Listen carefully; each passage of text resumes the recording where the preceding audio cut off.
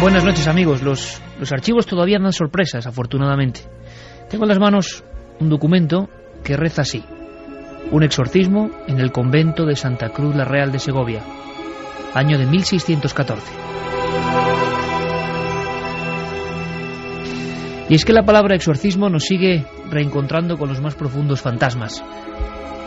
Ya casi nadie piensa a nivel científico en la existencia de un ente maligno que puede ser capaz de poseernos, de dominarnos, de controlar nuestra actividad y nuestra actitud.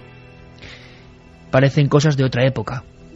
Y es cierto que en España, que en nuestro país, hubo auténticas psicosis sociales donde los exorcistas actuaban. ¿Qué puede tener de nuevo este caso de interesante? Primero, la autoridad de las personas que han exhumado estos viejos legajos para encontrarse con la sorpresa. Los exorcismos ocurrían con nombres y apellidos, y tantas cosas que a veces hemos contado que parecen dignas de película, resulta que ocurrían en la realidad.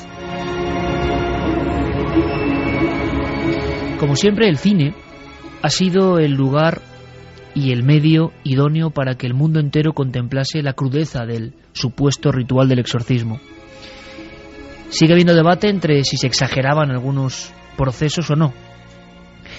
El último impacto poderoso ocurrió hace unos años.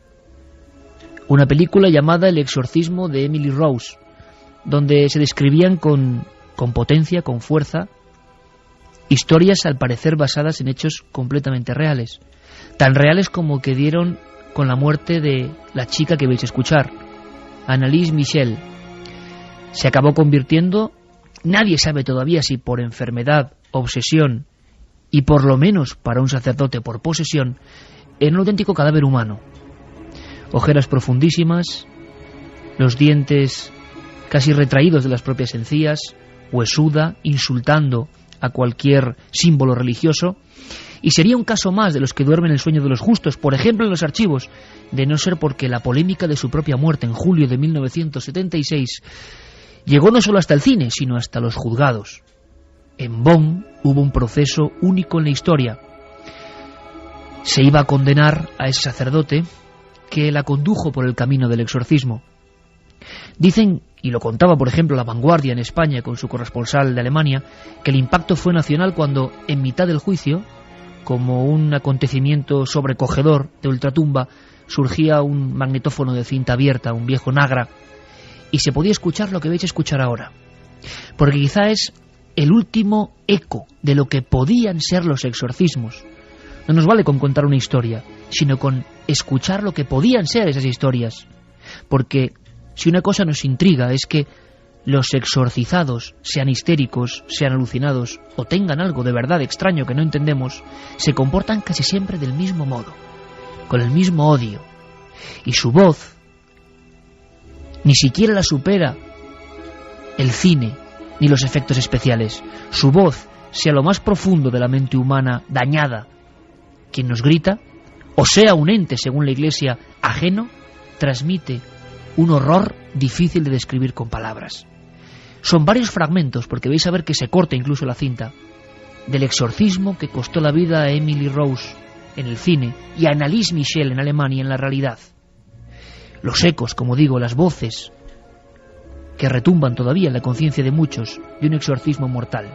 Por lo tanto, escuchándolos, nos podemos hacer una idea quizá de este caso que ahora desenvolvamos para todos vosotros.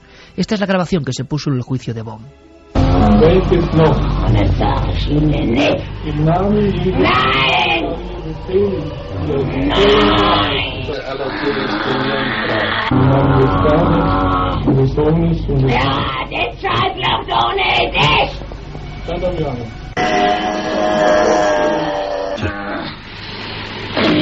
Ja, das ist Familie. Ihr könnt's auch nicht machen. Scheiß euch, was die doof schreien. Nein.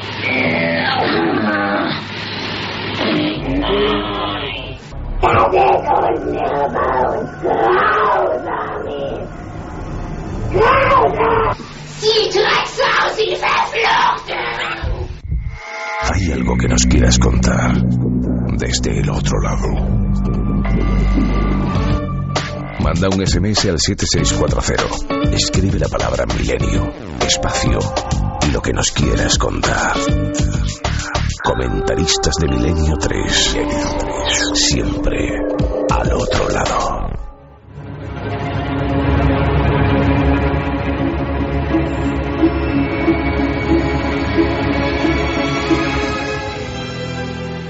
Ilustrísimo y reverendísimo señor, una moza de esta ciudad de Segovia, que se llama María Fernández, natural de Asturias y criada de Martín Fernández Peña, estando endemoniada, la trajo su amo a este convento muy de mañana para que la conjurasen.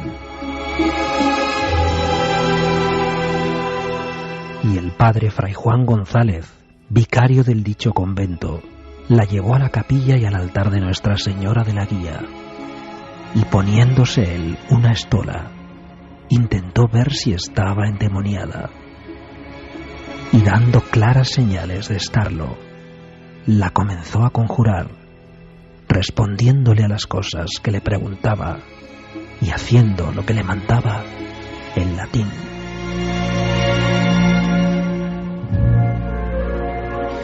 Una y 19 minutos, siempre en directo, Milenio 3. Aquí tenemos los documentos, incluso nos parece que quedaría para un libro que muchos pensarían que podía ser novela, pero esto es lo que guardan, por fortuna, esas joyas llamadas archivos en España. Tenemos a uno de los descubridores, ¿no? Vamos a decirlo así, de este material interesantísimo y sobrecogedor al mismo tiempo. Él es el historiador Pompeyo Martín Pérez, también de la Diputación Provincial de Segovia. Pompeyo, buenas noches, amigo. Hola, buenas noches. Te escuchamos desde la emisora de la cadena SER en Segovia. Gracias a los compañeros por hacer posible esta conexión. Sí. Hombre, todavía un poco sobrecogidos porque sea lo que sea la posesión o la obsesión o la histeria, el resultado sonoro es potentísimo. Y quizá era una forma de hacernos una idea de lo que podía ocurrir en aquel año del Señor de 1614. ¿Cómo encontráis primero, Pompeyo, junto a Francisco Egaña, estos documentos? ¿Dónde estaban exactamente? Mira, normalmente cuando investigas es como un trabajo policíaco. Si vas buscando un determinado documento, de repente le puedes encontrar, o te pasas semanas sin encontrarle, pero de repente te sale una cosita como esta y claro, merece la pena la investigación. Además, date cuenta que este archivo todavía está sin organizar y salió de casualidad, pero nos pareció tan curioso el tema que dijimos de a ver si lo podíamos publicar. Caramba, Pompeyo, qué interesante, ¿no? A la luz. Claro, todavía le da un aspecto, como tú dices, más novelesco, más policial. Claro, me estoy acordando yo, fíjate, de un caso pues muy parecido que ocurrió en Villafranca de los Barros, sí. Donde una niña muy pequeña decían que estaba endemoniada, sí. y fue porque estaban haciendo unas obras en el archivo, se humedeció una pared, se picó y dentro estaban los documentos que nadie esperaba, ¿no? Esta es la maravilla de la investigación. Sí. Están escuchándote, atentísimos, ¿no? Todos los amigos, el equipo habitual, Fermín Agustí, Carlos Largo, Yerey Martínez en la técnica y en el sonido. Carmen, buenas noches. Buenas madrugadas, Iker. Un caso espectacular, ¿no? Lo que tenemos aquí. Pues uno de esos casos que todos los investigadores de los misterios nos habríamos querido encontrar, además en esos legajos que, verdad, Pompeyo, es espectacular bucear en una parte de la historia y encontrarte una historia como la de esta chica.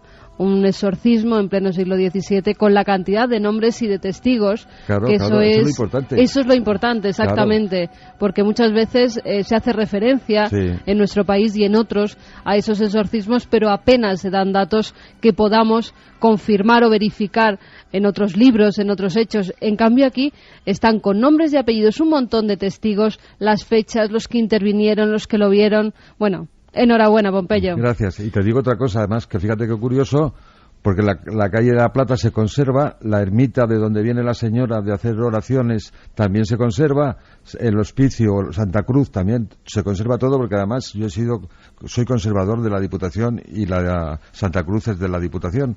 Y allí todo lo que había artístico lo he ido yo coleccionando y lo he ido yo seleccionando y haciendo las fichas. Pero la Virgen de la Guía no ha salido por ningún lado. Debió desaparecer en el siglo XIX. Vamos a contar un poco a todo el mundo, Pompeyo, el inicio de esta historia. Sí. Un exorcismo en el convento. ¿Quién es la protagonista? Antes nuestra voz de introducción, Carlos Cala, hablaba de una muchacha. Sí. ¿Quién era?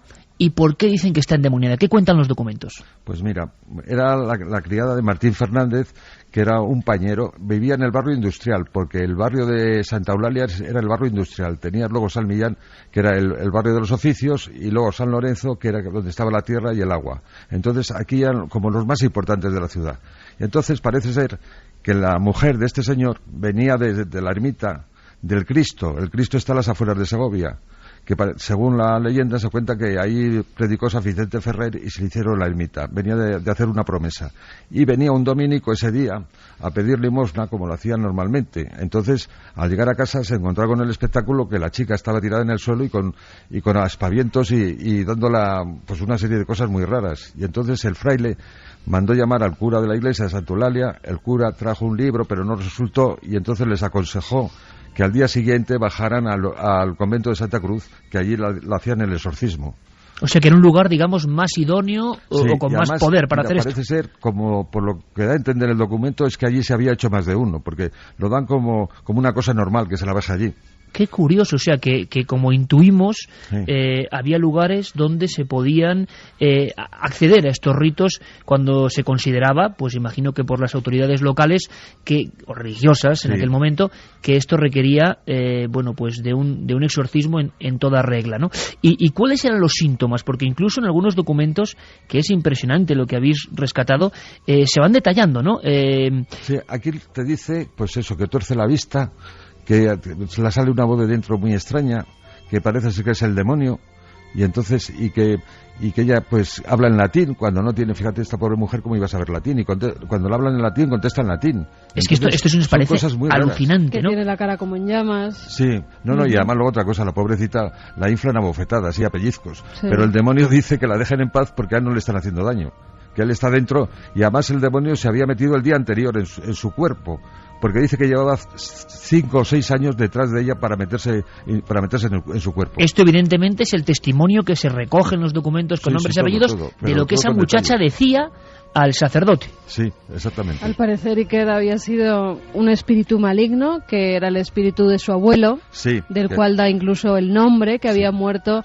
6 años antes, y por haber estado excomulgado pues no descansaba en paz, estaba en el infierno y decide meterse en el cuerpo de su nieta para así pues hacer de las suyas otra vez en vida. Una cosa antes, vamos a hacer un pequeño aparte, Carmen, posibilidad de que la gente por supuesto pregunte ante este tema interesantísimo. Claro que sí, 2 vías de contacto, 7640, palabra clave milenio, espacio y vuestros mensajes, o milenio3 con número @cadenaser.com. Juanjo Vallejo, buenas noches. Buenas noches, sí. Ahora recorreremos algunos casos más de la misma época prácticamente en otros puntos de España y con gente muy importante. Santiago Camacho, buenas noches. Buenas noches, sí. Y esta noche os aviso, tenéis que estar con nosotros. Han pasado tantas cosas, vamos a viajar por España y por el mundo con cosas que están pasando, podemos decir, esta noche, a nivel histórico, arqueológico, misterioso y también, por desgracia, a nivel policial. Vamos a saber un poco más, vamos a tener aquí a miembros de la Guardia Civil de la más rara desaparición de los últimos tiempos ocurrida en la Sierra de Madrid. Se cumplen 15 días de ese muchacho que después de un accidente salió corriendo del coche, no se le ha vuelto a ver ni rastro. Vamos a intentar saber algo más, pero desde luego el primer tema tiene que ser este exorcismo en una iglesia muy concreta, donde al parecer se habían hecho más exorcismos. ¿Y cómo es el ritual, Pompeyo? ¿Qué va contando este manojo de legajos impresionantes? ¿Qué van haciendo con esa chica? Pues sí, nada más llegar, el fraile que la coge, la pone una estola. La estola es lo que llevan cuando se va a decir misa. Esa es una especie como de toalla que llevan los frailes. La pone y la lleva delante del altar de la Virgen de la Guía. Pero parece ser que esto no da resultado. Entonces deciden hacerla 2 sumerios. Sumerios es incinerarla con incienso y con azufre. No tenían azufre, y el azufre mandan a un chaval a la ciudad que vaya por ello. Pero, según les dice ella, porque ella ella lo sabía, que el azufre ya venía en camino, que lo traía una chica. Se vio una especie de un pello, esta escena es increíble, de don de clarividencia, o por lo menos lo que esa chica hacía como que sabía lo que estaba por venir, año 1614. Exactamente, pues eso es lo que extrañaba. Y luego la lleva delante del altar de la Virgen, pero aún él no responde. Y entonces uno de los frailes le aconseja que por qué no ponerle el manto de la Virgen, que tiene fama de la Virgen de haber hecho muchísimos milagros. Entonces, al final, es que están desde las 9 de la mañana hasta la 1 de la tarde haciendo el exorcismo. 4 horas. Sí, la llevan el manto y entonces se cae para atrás y ya la sale el demonio. Y entonces es el acto milagroso. Además, bueno, durante el rito, en la lengua, en los oídos, la ponen aceite, porque la Virgen tenía un aceite sagrado, la van poniendo aceite, le van sacando la lengua y le dan aceite, en las orejas también, en los ojos también. Y da la impresión, por lo tanto, consiguen sacarle al demonio del cuerpo. Da la impresión de que había una perfecta estratificación, si se quiere decir así, del rito, ¿no? Es decir, no era como estar actuando a ciegas, sino seguramente porque habían tenido más de un caso y más de dos parecidos. Hay un primer detalle, Carmen, tú que hiciste el libro Misterios de la Iglesia y la Iglesia y sus demonios, que nos llama muchísimo la atención y que sí que de verdad nos pone, siempre hablamos de lo mismo, ¿no? La frontera, y cada uno, como siempre, que piense lo que quiera. Claro. Para algunos eran histerias de un nivel potentísimo, como ya describía Charcot, aquellas mujeres que se retorcían, que ponían los ojos en blanco. Para otros hay un fenómeno sobrenatural, nosotros somos observadores. Pero, Carmen, hay una cosa que a mí me llama la atención, pero poderosísimamente. Primero, la maravillosa búsqueda de estos dos especialistas. Segundo, la cantidad de nombres y apellidos que vienen aquí. Tercero, que uno de los fenómenos que de verdad para la Iglesia está considerado como marchamo de intervención demoníaca es la llamada xenoglosia o glosolalia. Sí, el entender o hablar lenguas extrañas para una persona, lenguas que nunca ha estudiado. Y en este caso, la supuesta endemoniada, pues sí que es cierto que entendía todas las órdenes que le iban dando los sacerdotes durante el exorcismo. Le decían que besara la cruz, que besara sus manos, que besara sus dedos. Incluso ellos se untaban con el aceite, que en teoría era milagroso, el aceite de la Virgen de la Guía. Y, como bien decía antes Pompeyo, para que la endemoniada expulsara a ese demonio, le sacaron la lengua y untaron la lengua con aceite. Fue entonces, después de ponerle también, como bien decía nuestro amigo Pompeyo, pues después de ponerle ese manto de la Virgen, es entonces cuando ella ya despierta y dice que qué hace allí rodeada de tantos señores, porque al parecer, y como suele ocurrir durante los procesos de exorcismo, durante los rituales que se llevan a cabo con los presuntos endemoniados, pues hay un tiempo en el que ellos no saben qué han vivido, qué fenómenos han vivido, y en el caso de esta chica pasaba exactamente lo mismo. Sí, lo dice ella misma al final, que dice que dónde está y cómo la han traído allí, y unas mujeres que han ido con ella la dicen que ha tenido una enfermedad y que dé gracias a Dios que se ha salvado, pero vamos, ella no sabe de qué va el asunto. Durante 4 horas esta mujer es incinerada, saumerio, una palabra que nosotros no conocíamos, con azufre e incienso. La sacamos aquí del escrito. Qué y curioso. Que ya te digo que es con incienso y también con azufre. Que el azufre para estos casos yo creo que también es una cosa importante, no sé por qué. Esta muchacha, María Fernández, ¿sabíamos algo de ella antes, su procedencia humilde más o menos, pero y después de este caso? Pues ya después nada. A lo mejor algún día encontramos lo que sigue, pero ahora todavía no. Encontramos el documento y no encontramos más.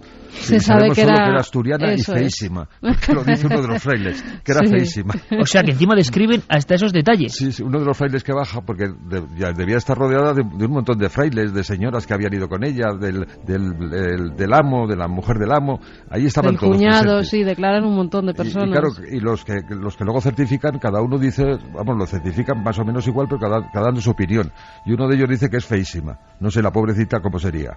Y lo que pasa que ya te digo, a bofetadas y a pellizcos la inflan.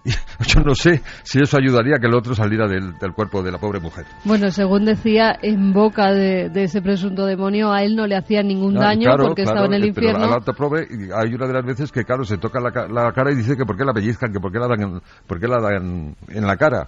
Que ella no lo comprende, claro. Siempre habló como si otra entidad estuviese en ella. Sí, por supuesto.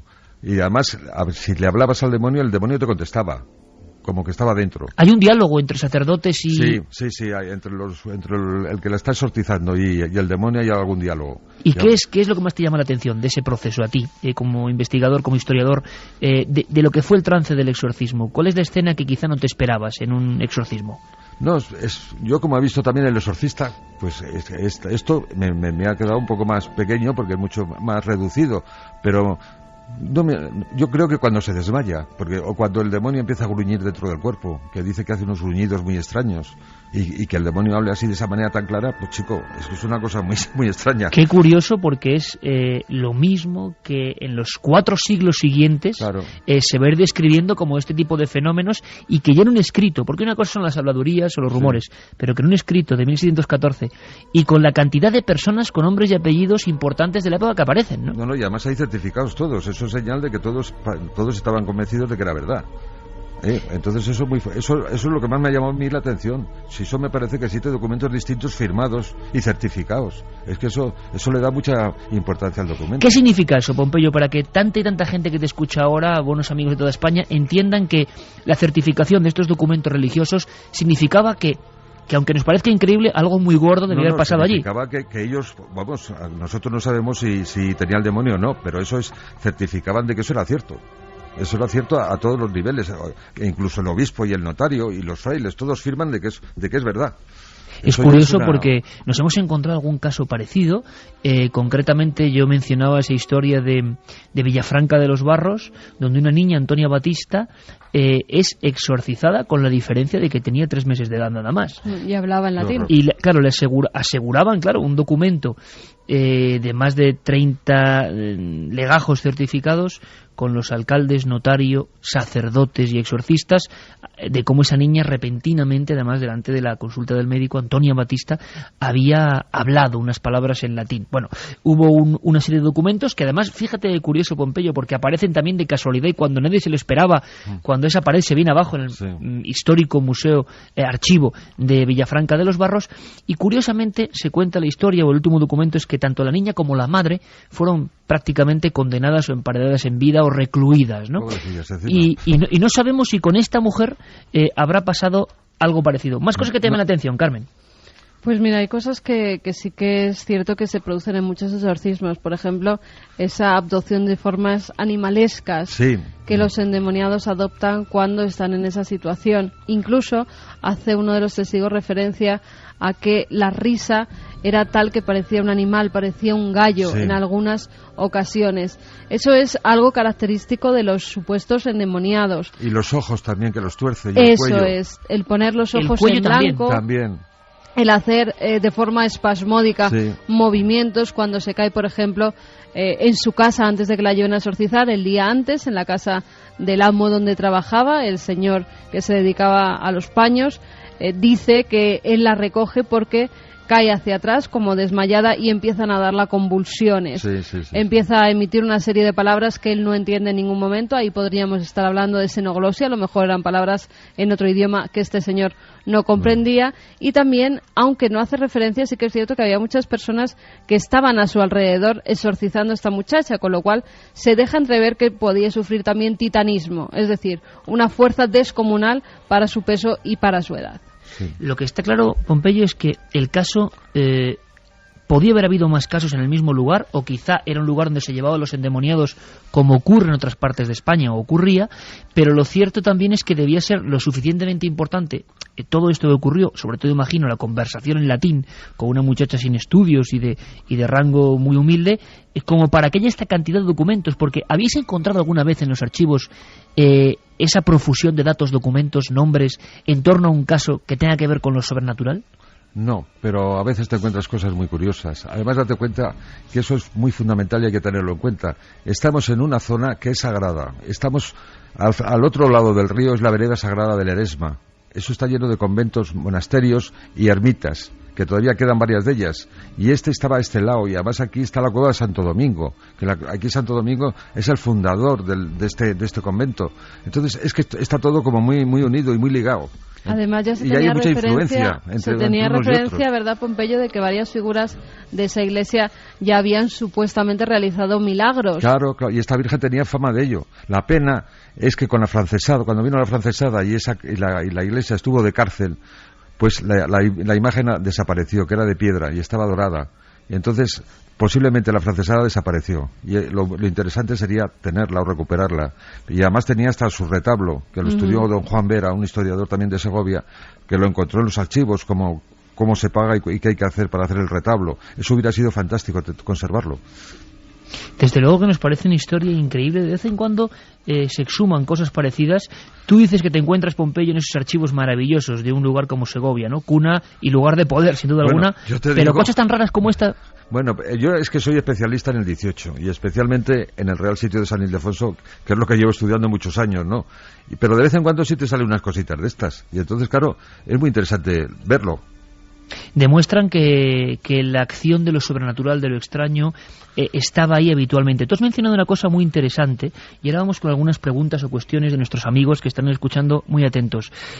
Hablas que esa iglesia, ese convento de la Santa Cruz, la Real, de Segovia, le trasladan, no hacen el lugar, el rito en un sitio, sino que tienen que ir a un lugar de poder. Bueno, en España ha habido varios, Carmen, como Santo Domingo de Silos, San Pedro de Arlanza, sí, claro. Lugares donde se llevaban los endemoniados hasta hace no mucho tiempo. Y las retahílas de endemoniados son imágenes que igual mucha gente no se las puede creer, pero que en esta época ocurrían. Silos era... Y además hay yo como deciros, cosas positivas. Todos esos conventos, por ejemplo, el monasterio de San Vicente, fíjate qué curioso, que es el primer sitio de Segovia que se licúa la nieve. Luego viene los huertos, estaban los huertos enfrente de Santa Cruz. Luego venía San Blas, Santiago, la Veracruz, los Carmelitas, la Virgen de la Fuencirla. Fijaros todo eso, que son influencias positivas para toda esa zona. Eso desde luego, y que era una zona de poder religioso total. Muchísimo, sin embargo, y además cosas que han desaparecido, porque que no quedan restos ya, pero sabemos por documentación que estaban ahí. Y el Eresma, yo estoy convencido que en su momento ha sido un río sagrado. Porque el monasterio de San Vicente se habla que fue el templo, ahí estuvo clavado el templo de Hércules, que hay que hacer excavaciones y a lo mejor algún día nos encontramos con la sorpresa, sería muy bonito. Sí, porque se habla mucho de esos yacimientos, claro, en torno a esa zona, y no es el primer historiador que lo dice. Sin embargo, sí que hay otros lugares, no en este caso, pero de reclusión de endemoniados. Y comentábamos, Carmen, lo de Silos, por ejemplo, que todo el mundo tiene la imagen del maravilloso convento de Silos, pero que había otras cosas, ¿verdad, Carmen? Sí, Silos era un lugar que en los siglos XVII, XVIII, realmente, pues al ir camino de Santiago, al hacer el camino de Santiago, muchos de los endemoniados paraban en Silos y allí eran recluidos en algunas ocasiones, los casos más extremos, porque decían que era un lugar donde realmente esos casos extremos de endemoniados llegaban a curarse en algunas ocasiones. También en San Pedro de Arlanza, que ahora creo que ha sido reconstruido, pues se llevaba a algunos de esos endemoniados. En Madrid teníamos también en el siglo XVII, fíjate, San Pedro el Viejo, en el convento de San Pedro el Viejo, había un exorcista italiano que se llamaba Gennaro Andreini, que se dedicó a realizar exorcismos, pero todas las semanas, incluso decían las crónicas que llegaban desde las Castillas para que le sacaran los demonios del cuerpo. Hasta tal fama llegó este sacerdote, que debido a todos los casos que tenía, al final decidieron enviarle de nuevo para Italia, porque aquí ya se creía que en vez de sacar los demonios, pues estaba haciendo otras cosas por las cuales cobraba. Vamos a hacer una cosa, que sería una histeria general también, porque ya sabes que esto luego es pegajoso, todas estas cosas. Pero desde luego que hubo un tiempo de pánico y de miedo a estos fenómenos, pero en casi toda España. Daros cuenta que la Inquisición estaba ahí todavía y estaba machacando. Y entonces, claro, la pobre gente mezclaba todo un poco. Entonces, ¿interviene la Inquisición en este documento, Pompeyo? ¿Hay algo que tenga que ver con la Inquisición? No, en este no, pero en Santa Cruz, por ejemplo, estuvo Torquemada. Torquemada era el inquisidor general en la época de los Reyes Católicos. Y después de él, supongo, vendrían una serie de dominicos, porque los dominicos se dedicaban a predicar contra la herejía. Entonces, seguro que ahí habría alguno ya preparado para todas estas cosas. Vamos a hacer una cosa, vamos a viajar ahora, Juanje, a la provincia de Jaén, concretamente a un pueblo maravilloso, muy bonito, de estructura blanquecina, subido en una especie de montaña que es Iznatoraf, donde ocurrieron también cosas curiosas. Pero Carmen, ¿qué dice la gente? 7640, ¿qué opina más o menos de lo que hemos escuchado? Pues mira, nos apunta la posibilidad de que a lo mejor tenía epilepsia esa niña. Yo también lo he pensado, pero vamos, chica, pero estas cosas, podía ser epilepsia, pero yo no me acaba de convencer, ¿eh? Hombre, lo de hablar en latín es curioso, ¿no? Lo de hablar en latín, por mucho que tenga epilepsia uno. Y luego esas vueltas de cuello y los ojos, pero un epiléptico, lo que creo que es la lengua y la espuma por la boca, pero eso yo no creo, ¿eh? Puede ser a lo mejor Sí, una de las variaciones de la epilepsia, no lo sé. Bueno, había casos extremos que estudiaba, por ejemplo, Charcot, el médico francés, sí, en los que había posiciones que adoptaban los histéricos en grados muy, muy extremos, que eran muy parecidas a las de los endemoniados en algunas ocasiones. Que eso no quiere decir que esta chica tuviera epilepsia o sufría algún tipo de histeria. Pero por eso la Iglesia consideraba que lo de charlar a alguien que no lo sepa, claro, en latín, fluido, con los eclesiásticos, esa era como la barrera entre la posible histeria y para ellos la intervención demoníaca. Eso, ¿no? La clarividencia, el cómo sabía, como bien decía antes Pompeyo, cómo traían esas hierbas y ese azufre para decírselo a ella. Estaba viendo en ese momento lo que estaba ocurriendo, cómo habían mandado al chico, cómo llegaba, cómo una mujer le daba ese azufre. Por cierto, Pompeyo, me adelanto a una pregunta más de nuestros amigos para ver, muchas veces los exorcizados, sí, en su obsesión, su conocimiento o desconocimiento, mencionan nombres de demonios. ¿En este caso se menciona algún nombre o simplemente era Satanás o el demonio? No, en este caso no. Y en este caso solo habla el demonio de que es el alma de su abuelo. Juan Gómez se llamaba. Y que le gusta, como le gusta mucho esta chica, que se mete en su cuerpo, pero no habla de ningún nombre. No. ¿Cómo se llamaba el abuelo? Juan Gómez. Juan Gómez. Caramba, como la cueva de Juan Gómez. Además es curioso porque mirando los libros de difuntos y todo eso, seguro que saldrían los personajes. En el archivo de la Iglesia seguro que están estos personajes. Sí, porque además da la fecha de que claro, 6 años y unos pocos meses que se ha muerto. En la calle La Plata y al lado de Santa Eulalia, así que son todos cosas muy puntuales. Pero vamos a ver, esto entonces empieza como una especie de maldición familiar. El espíritu de un abuelo posee una persona. Habla el demonio, pero es el espíritu de un abuelo. No, es el demonio que se mete, pero que dice que es el abuelo. Es un espíritu maligno. Sí, pero vamos, es el abuelo, es el demonio el que organiza todo el cisco. Es que es curioso porque es idéntico a la historia del famoso expediente de Vallecas. Vamos a hacer una correlación, evidentemente, entre comillas, ¿no? Mucha gente que sigue este programa sabe la historia de la intervención por parte de 4 dotaciones de la policía. El único caso que tenemos de una casa donde ocurren cosas y la policía lo ve, pistola en mano y lo firma. Y ahí había una historia de una niña que se la daba como por endemoniada, también pongo comillas, pero que era muy curioso porque su abuelo había muerto diciendo maldeciré a los habitantes de esta casa. Y es la única historia que yo conozco en la que un abuelo, primero, tiene un final tan atroz, ¿no?, y tan incomprensible, y la niña luego hablaba con voz del abuelo. Y es que me ha recordado precisamente esta historia. Más mensajes, Carmen, vamos a hacer un buceo de mensajes. 7640. Nos dice también Juanra de Valencia, en Santa Magdalena de Pulpis, en la Virgen de Balma, Castellón, existe una cueva que hasta hace poquito acudían cientos de poseídos. Sí, hemos hecho varios reportajes sobre ello. José de Estepona pregunta por qué cuando hay un exorcismo no se lleva a la iglesia al que lo padece, ¿se les quitaría el mal? Bueno, aquí en este caso se le lleva a la iglesia rápidamente, ¿no? Siempre se le suele llevar a la iglesia. Pompeyo, delante del altar, que es la imagen que también nos puede llamar la atención, ¿no? Sí, que es la imagen de la Virgen de la Guía.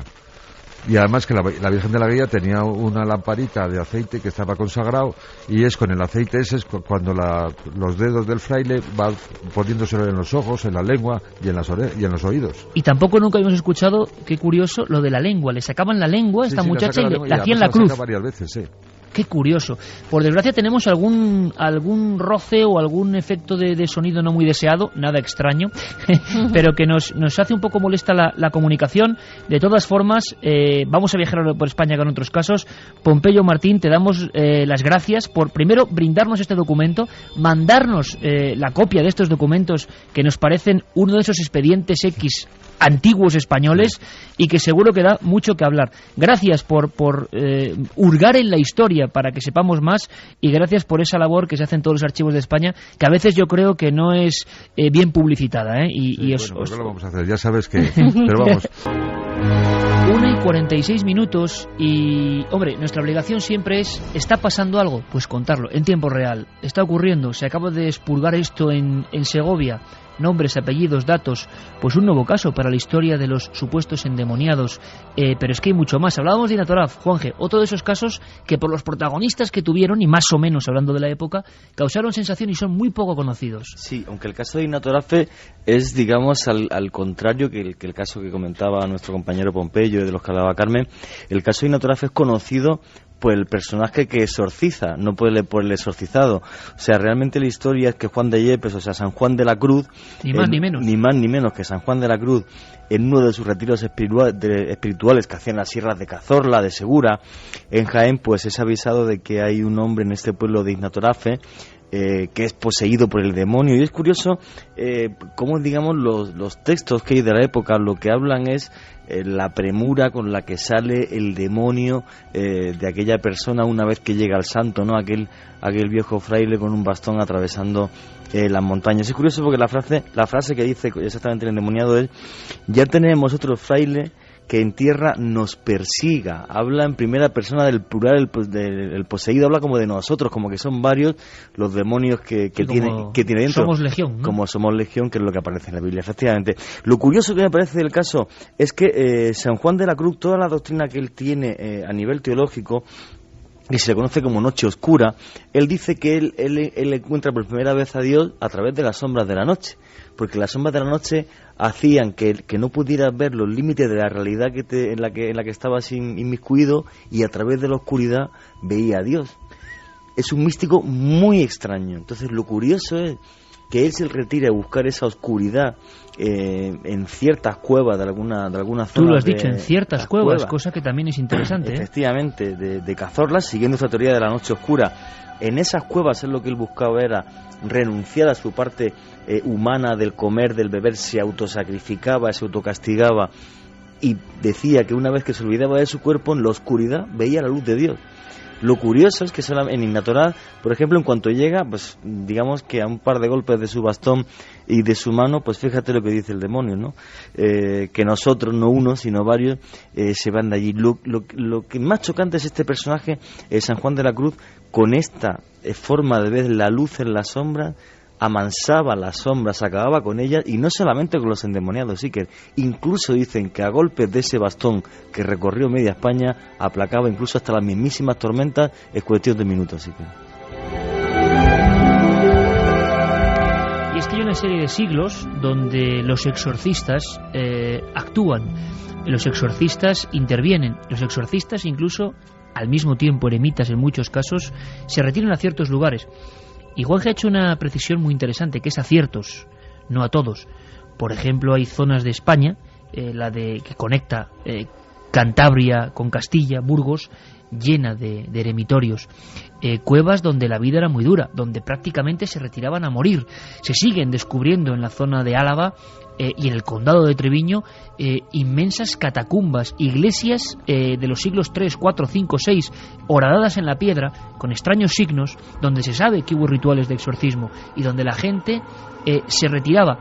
Dicen que las primeras herejías en España reniegan de una iglesia demasiado opulenta, una iglesia que ha tenido demasiadas riquezas, una iglesia que de alguna forma ha crecido demasiado o se ha abandonado de la doctrina de la pobreza, ¿no? Y entonces estos eremitas se retiran de todo, no están en la misa, no están en el altar, sino que llevan su doctrina a esas madrigueras de la tierra para conectar con la naturaleza. Y allí nacen herejías que luego serán muy peligrosas.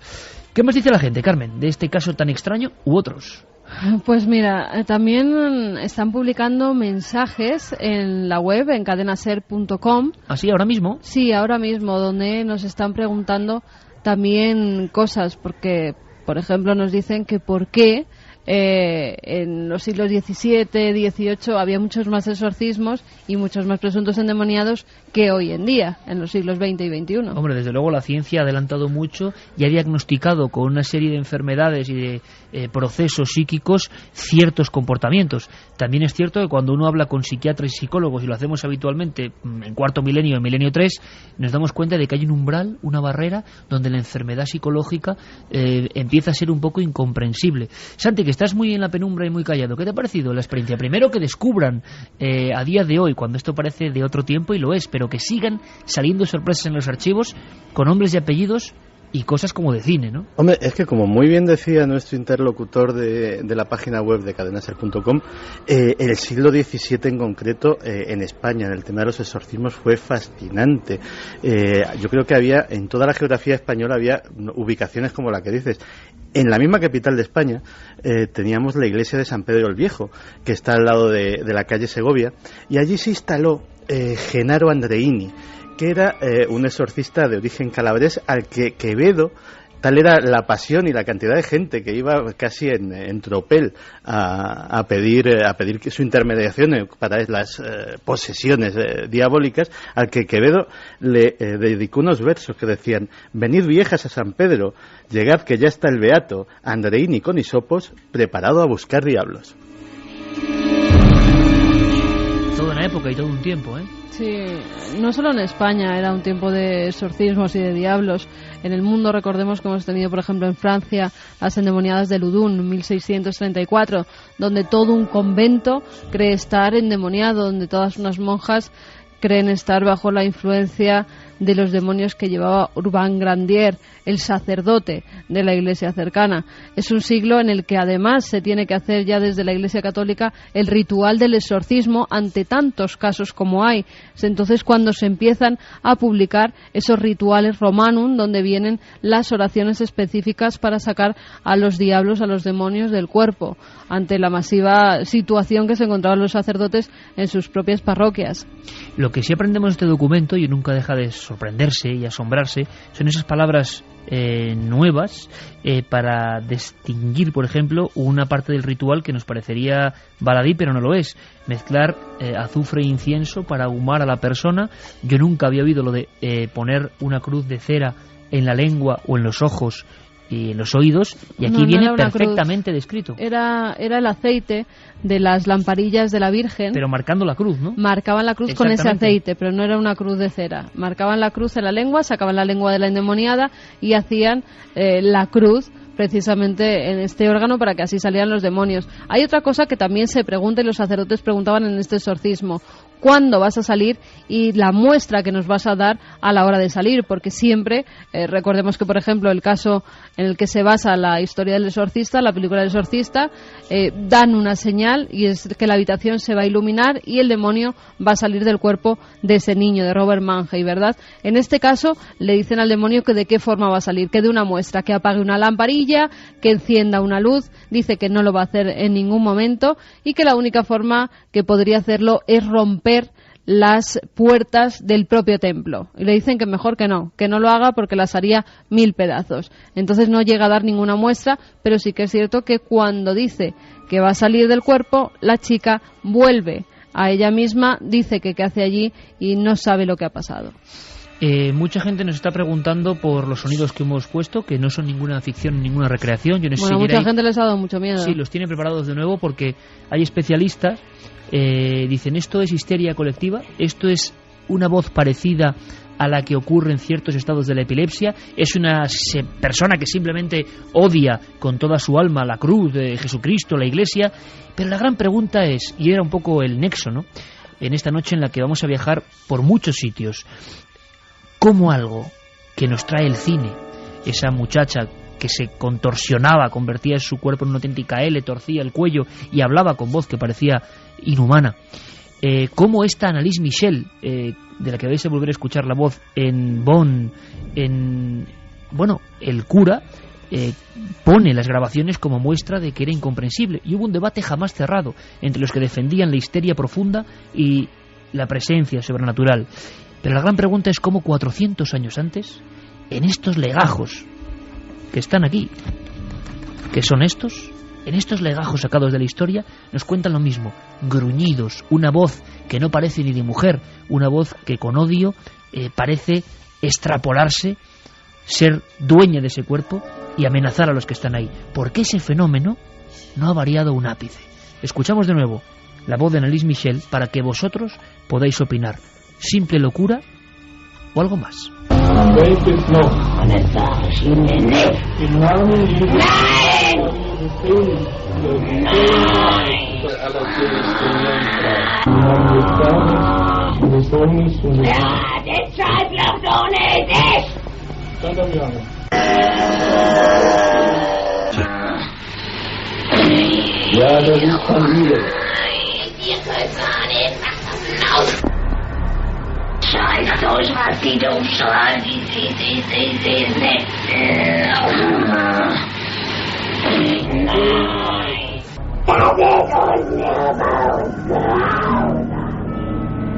Bueno, creo que con esta muestra ya es suficiente. Anneliese Michel, cuando fue enterrada en esa fosa por su familia, creo que pesaba 29 kilos, ¿no? Sí, era un muerto viviente, y hay que recordar que además no es que fuera enterrada, es que además después, a los 11 años, fue exhumada, su cuerpo fue exhumado para ver si estaba incorrupto, y hoy en día todavía la tumba de Anneliese Michel es visitada por miles de creyentes, miles de fieles que creen que verdaderamente estuvo endemoniada esta muchacha, que bueno, se convirtió en un animal. Ya dejó de ser persona porque se comía los gusanos que había por la casa. Se ponía en posiciones de animal, que es algo que viene desde lo más remoto de la antigüedad. Llegó a romperse las rodillas. De tantas flexiones como realizaba, 600 al día, llegó a romperse los huesos de las rodillas. Comía arañas, comía gusanos, bebía su propia orina, se automutilaba. Llegó a convertirse Iker pues en eso, que ya no era una persona, era un animal. No sabemos si verdaderamente porque había algo sobrenatural que actuaba sobre ella o porque tenía una serie de enfermedades, una serie de locuras que la llevaron a este hecho. La película, efectuada hace apenas unos 5 años, mostraba alguna escena impresionante. Estaba con un compañero en la habitación estudiando, se apagaba la luz y cuando la encendía la chica estaba en mitad del suelo, totalmente desvencijada, los huesos descolocados. Este caso, repetimos, es real, sigue siendo polémico, y ahora que hay muchos servicios, incluso digitales, donde uno puede acceder a hemerotecas, es impresionante, por ejemplo, descubrir los 20-25 artículos que publicaban ABC, La Vanguardia, El País, sobre el seguimiento del juicio en Bonn por Anneliese Michel y lo que supuso. Que fueron condenados, los padres y los sacerdotes. Fueron condenados por la muerte de Anneliese Michel.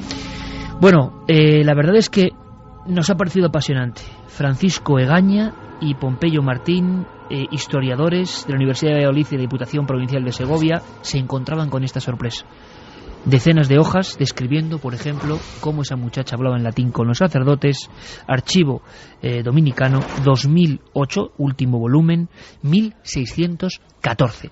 Vamos a viajar a Canarias, porque han aparecido unas cosas curiosas que están enfrentando investigadores y arqueólogos. Vamos a saber algo más con la Guardia Civil de esa extrañísima desaparición en la sierra. Vamos a hablar de algo que está pasando en México y que, curiosamente, también, por lo menos a mí, me da un poco de escalofríos. Y vamos a saber muchas más cosas en esta larga e interesante noche. Volvemos ahora mismo, después de las noticias. José Luis Cardero, aparte de un sabio, catedrático de antropología y mil cosas más, es un buen amigo. Acaba de llegar a estas horas intempestivas de la noche y además me dice que viene destrozado, no físicamente, precisamente. José Luis, buenas noches. Hola, buenas noches. ¿Por qué vienes destrozado, anímicamente, que se entienda? Porque has visto cosas que poca gente ve y que son impresionantes, ¿no? Bueno, creo que teníamos en proyecto hablar esta noche de algo así como la oscuridad de ciertos dioses o de ciertas criaturas que a veces no son dioses, sino que son humanas. Yo vengo impresionado por los campos de concentración de Alemania que hemos tenido que ver por en razón de un trabajo que estamos haciendo de antropología y nacionalsocialismo. Estamos investigando concretamente una serie de cuestiones en relación con una organización que seguramente conoceréis todos vosotros, que se llama la Deutsche Ahnenerbe, fundada por Heinrich Himmler, Walter Darré y August Wirth, entre otros ilustres personajes. Y entonces hemos tenido que visitar esos lugares de horror y de espanto que todavía continúan, creo yo, conservando una auténtica aura de maldad. ¿Y tú ya los habías visitado? Sí, varias veces, no una, sino varias veces. ¿Y nos traes alguna imagen? Te quedas. En el fondo vamos a hablar de eso, vamos a hablar ahora de una serie de apariciones que me parecen increíbles, pero cuando me he encontrado al buen amigo José Luis, me dice, es que vengo impresionado, y eso que ya conocía el lugar. ¿Por qué? ¿Te traes alguna diapositiva que podamos ver ahora en la radio? Sí, me traigo un par de diapositivas. Una de ellas es el comandante del campo de concentración de Mauthausen, Franz Thiereis, moribundo, ya después de la guerra, porque le habían pegado un tiro cuando intentaba escaparse. Entonces no le llevaron a ningún hospital, le dejaron morir simplemente. Los propios prisioneros del campo de concentración, algunos soldados del ejército americano, le dejaron morir como un perro, sencillamente. Le dejaron morir en realidad como lo que era, porque era un personaje absolutamente siniestro, que gobernaba con mano de hierro este campo tan infame que es Mauthausen. Pero además traigo también otra imagen, una imagen de una puerta de la cual solamente existe un dintel hoy en Birkenau, que era la puerta de entrada, me parece que a una cámara de gas que hoy está destruida, que ya no aparece el edificio, sino solamente aparece ese dintel. Y la imagen de un niño que trata de pasar por ese dintel, y uno de los guardianes, no guardianes, sino de los vigilantes o de los controladores del campo, deteniéndolo, como si el niño pudiese traspasar la puerta del mismo infierno. Es decir, es una imagen que a mí me sublevó algo en mi interior, ¿no? Como una especie de memoria ancestral, y quizás me hizo entender mejor, a pesar de que llevo muchísimos años estudiando, tratando de estudiar toda esta casuística, lo que representa la oscuridad que los nazis estuvieron a punto de dejar suelta por el mundo, o que incluso dejaron suelta en algunos casos, ¿no?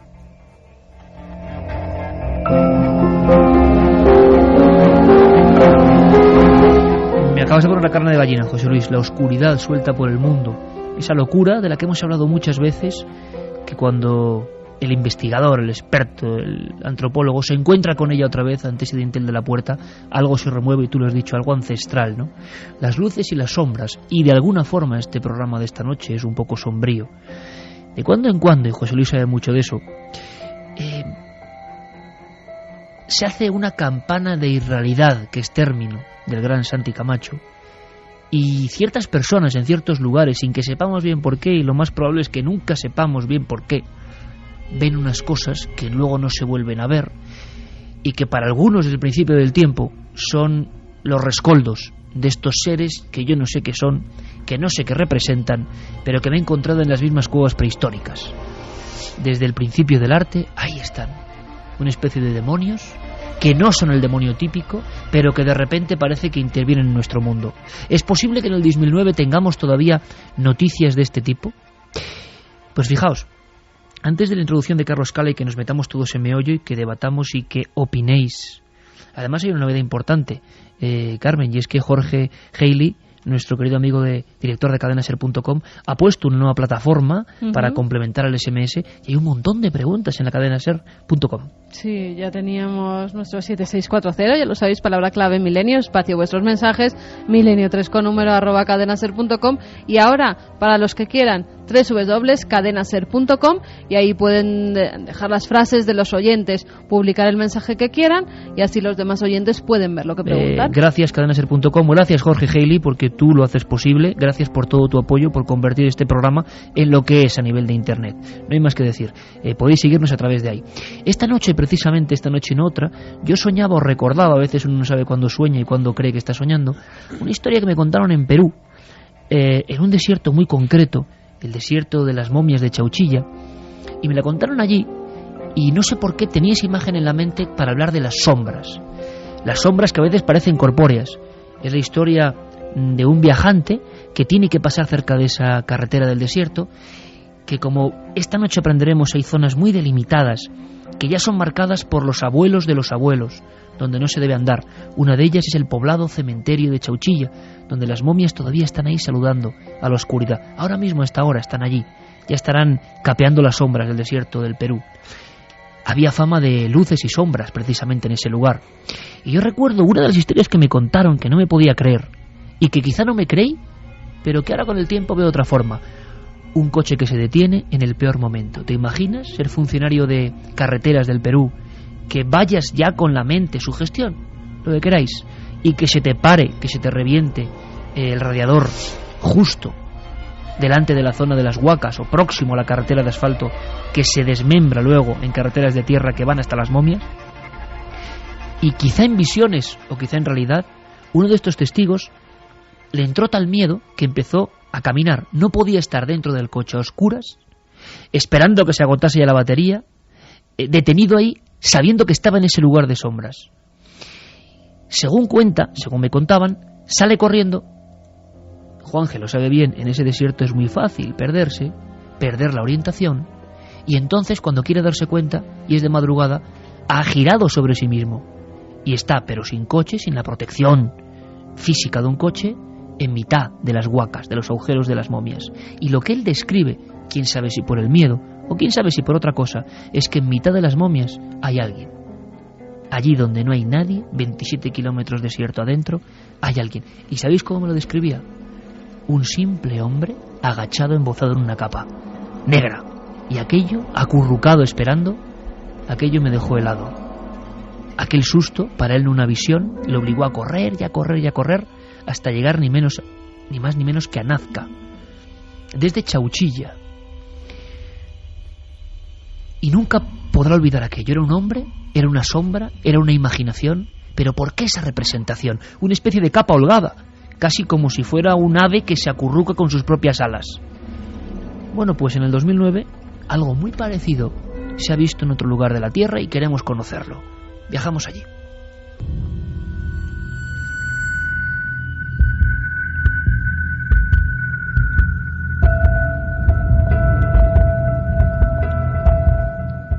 Parece el calco de un viejo misterio. En 1966, la pequeña población americana de Point Pleasant vivió noches de terror al notar que algo maligno la rondaba. Ahora está ocurriendo casi del mismo modo.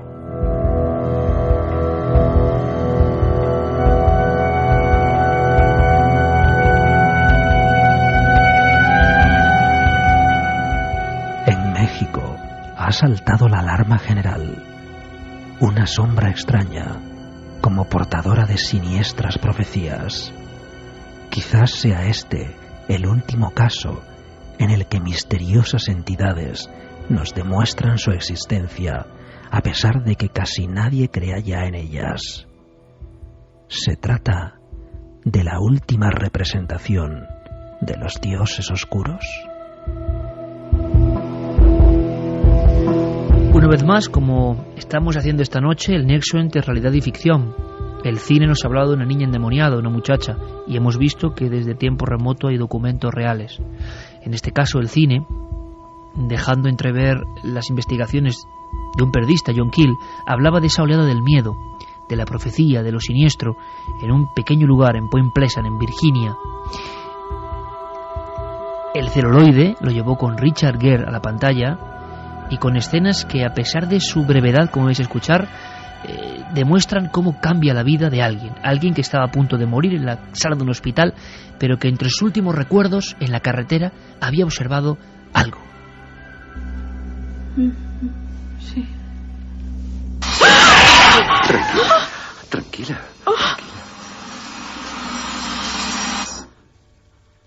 Ya pasó, cariño. Tranquila, estás conmigo. Tú no lo viste, ¿verdad? ¿Qué no vi?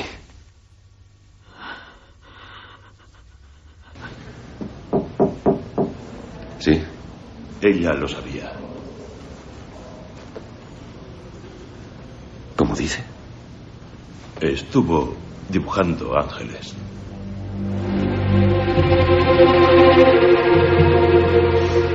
Dibujando ángeles, Santi, para que todo el mundo se haga una idea muy rápida en titulares, porque esto que vamos a contar parece un calco.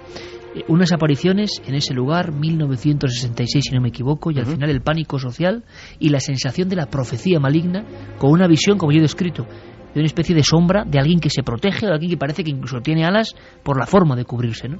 Sí, lo llamaron el Mothman por el aspecto que dio uno de los testigos. Decía que era una gigantesca polilla, como un ser con unos ojos encendidos, con unos ojos rojos, que aparecía de una forma extraña y que, bueno, efectivamente en aquel noviembre de 1966 en Point Pleasant empezaron a sucederse uno a uno los testimonios, y la cosa, como muy bien has dicho, cogió un tinte de alarma social importante. Lo realmente curioso es que todo eso empezó a mezclarse con visiones proféticas, con dibujos que hacían personas que no lo habían visto antes de ver vamos a llamar a la criatura, porque hay mucha controversia sobre si realmente era algo físico lo que veían, y todo culmina en las Navidades, apenas un mes después, cuando hay una tragedia enorme en Point Pleasant. Hay un puente que es muy transitado en la localidad, hay un atasco. lógico, porque la gente venía de hacer sus compras, y en un momento dado ese puente se hunde absolutamente repleto de coches. Decenas de personas caen al agua helada, hay un gran número de víctimas, y algunas de las personas que habían sido visitadas por esta criatura, o que la habían visto, y que a raíz de eso habían empezado a tener visiones de paquetes de regalos flotando en el agua del río. Curiosamente, los policías, los bomberos que rescataron a las víctimas comentaban a la prensa que si algo les había sobrecogido era estar sacando cadáveres del río y ver los paquetes de los regalos, de los juguetes que iba a traer Santa Claus flotando entre las aguas. Eso ocurrió hace ahora 40 años. Inicia policía la búsqueda del humanoide. Periódicos de México, una especie de aldea, Miñaca, en la zona de Guerrero. La policía, con el comandante Socorro Rodríguez Heríbez y Jesús Armenta, piden tranquilidad a la ciudadanía. Varios camioneros aseguran en mitad de la noche haber visto a una figura que la descripción es idéntica a lo que hemos dicho. No existe este ser, dicen precisamente los policías y militares que han rastreado la zona buscando evidencias físicas, huellas. Se habla de una matanza de varias cabezas de ganado en los días previos. Miñaca, un poblado mísero de la zona de Guerrero, donde mucha gente, por ejemplo, amas de casa, camioneros, mecánicos, un profesor, aseguran que se han encontrado con una figura que todos ellos han dibujado. Es exactamente la historia del Mothman, solo que está ocurriendo desde finales de marzo y este mes de abril. Es muy curioso porque uno de los primeros casos que salen en la prensa, el lugar donde ocurre, es que fijaos también, claro, el puente de Miñaca se llama el puente sin nombre, que yo creo que es algo absolutamente de Edgar Allan Poe. Él piensa, oye un chillido, este muchacho vuelve de la universidad, está dirigiéndose hacia su aldea, desde otra ciudad, a las 23:50 horas, asegura que cree que ve a la muerte, a la Santa Muerte. Una cosa que se venera en México, ¿no? Llama a su madre desde el móvil cuando lo está viendo y su madre certifica ante la policía que solo gritaba me voy a morir, porque pensaba que era una profecía de su propia muerte. Esa figura se le va acercando a la ventanilla, casi la llega a tocar y después desaparece. 15 minutos observándolo. Poco después, junto al cementerio, Ivonne, otra persona de Miñaca, también cree ver una figura que identifica con la Santa Muerte. Después cree que escucha un sonido como chillidos de ratones y aquello se volatiliza. José Luis Cardero, ¿esto qué es? ¿Hay dioses oscuros de los que tú has escrito, de los que tú sabes, dioses malignos, entidades, no sé cómo llamarlo, que tienen esta representación? O sea, ¿esto se inventa o esto viene de mucho más atrás de lo que pensamos? Más allá de los años 60, mucho más allá. Sin duda viene de muy lejos. Yo me estaba acordando ahora, según tú me estabas leyendo, me estaba acordando de un conjunto mitológico muy amplio con el que se encontraron los descubridores españoles cuando llegaron a las tierras americanas. Me estoy acordando de una diosa terrible, así denominada, diosa terrible, Tlantepucilama, la vieja de los dientes de cobre. Era una diosa caníbal. Tlantepucilama. Entonces, me estoy acordando de Camazot, del famoso murciélago degollador, que aparece también en algunas leyendas del Popol Vuh. Y aparece en las líneas de Nazca, incluso dibujado como un feto que vuela y que va llevando cabezas. Es algo terrorífico. Es algo en lo que se une primero la oscuridad de unas figuras que no sabemos muy bien si pertenecen al área de lo sagrado. Yo creo que una de mis teorías, una de las que estoy trabajando desde hace mucho tiempo, es que lo sagrado no es más que una forma de lo luminoso. El ser humano o los seres humanos se han encontrado en una determinada época, o en varias épocas a lo largo de la historia, con unas fuerzas terribles que no eran del todo humanas y que, como dicen los Dogon, se lo decían algún antropólogo francés, decía, cuando vienen los dioses nosotros escapamos, porque son dioses vampiros. Entonces, uno se queda verdaderamente alucinado, porque esto no son los dioses del panteón olímpico griego a los que estamos acostumbrados. Los dioses bellos. Dioses bellos, dioses esbeltos, la rubia Atena, la Deméter, incluso, que siendo un poco más siniestra, todavía sigue manteniendo una presencia humana. No, estos son fuerzas muy oscuras, fuerzas con las que de vez en cuando entras en contacto, fuerzas que lo mejor que puede ocurrir es que sean indiferentes al ser humano, es decir, que el ser humano pase a su lado sin llamar demasiado la atención de estas fuerzas que anidaban en los bosques antiguos, que anidaban en esas montañas tremendas que existían cuando todavía la civilización no había llegado.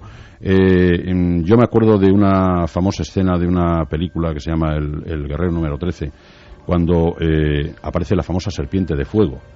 Es decir, los seres humanos que estaban en el borde de los bosques, en el borde de las cuevas, en el borde de las montañas, retrocedían aterrorizados ante estas fuerzas que representaban posiblemente las fuerzas de la propia Madre Tierra, que eran fuerzas al mismo tiempo paridoras y fuerzas devoradoras de los cadáveres. Quiero que hagamos una cosa, porque desde luego sé que Santi, Juanje quieren aportar, Carmen también, evidentemente, y vosotros. Yo os invito al debate abierto. Luego tenemos muchas más cosas, pero os invito a que podamos intervenir, porque la gran pregunta, y la que me adelanto ahora de la cadenaser.com y de 7640 es... vamos a ver, José Luis, es una pregunta difícil para abrir un abanico u otro.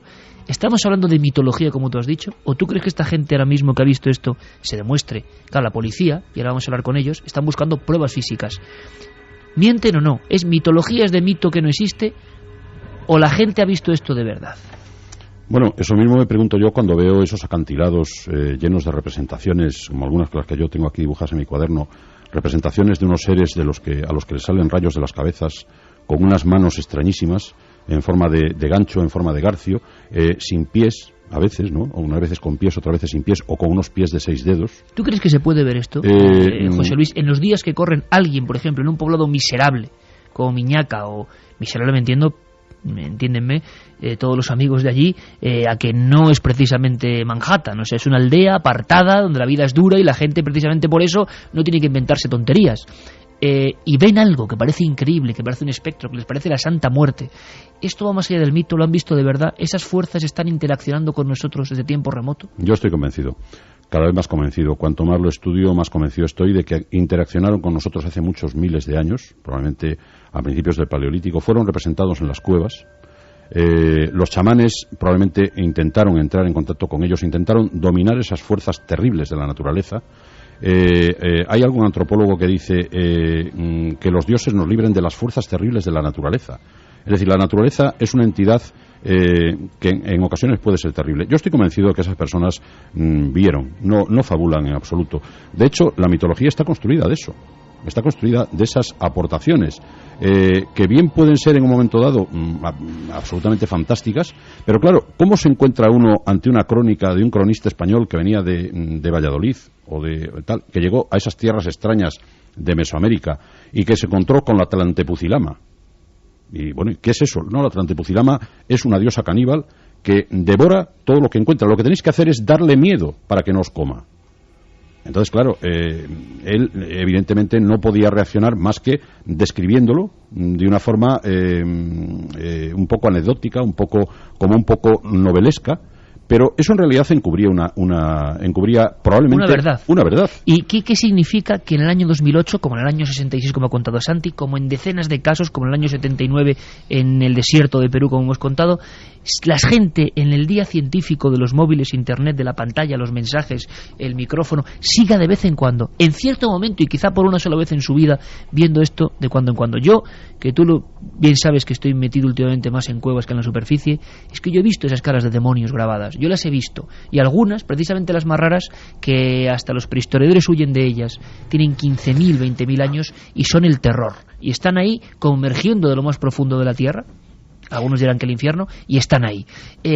Os extiendo la pregunta, que lo diga José Luis Cardero, que es toda una autoridad, a mí me parece interesante, porque mucha gente dice, bueno, el mito.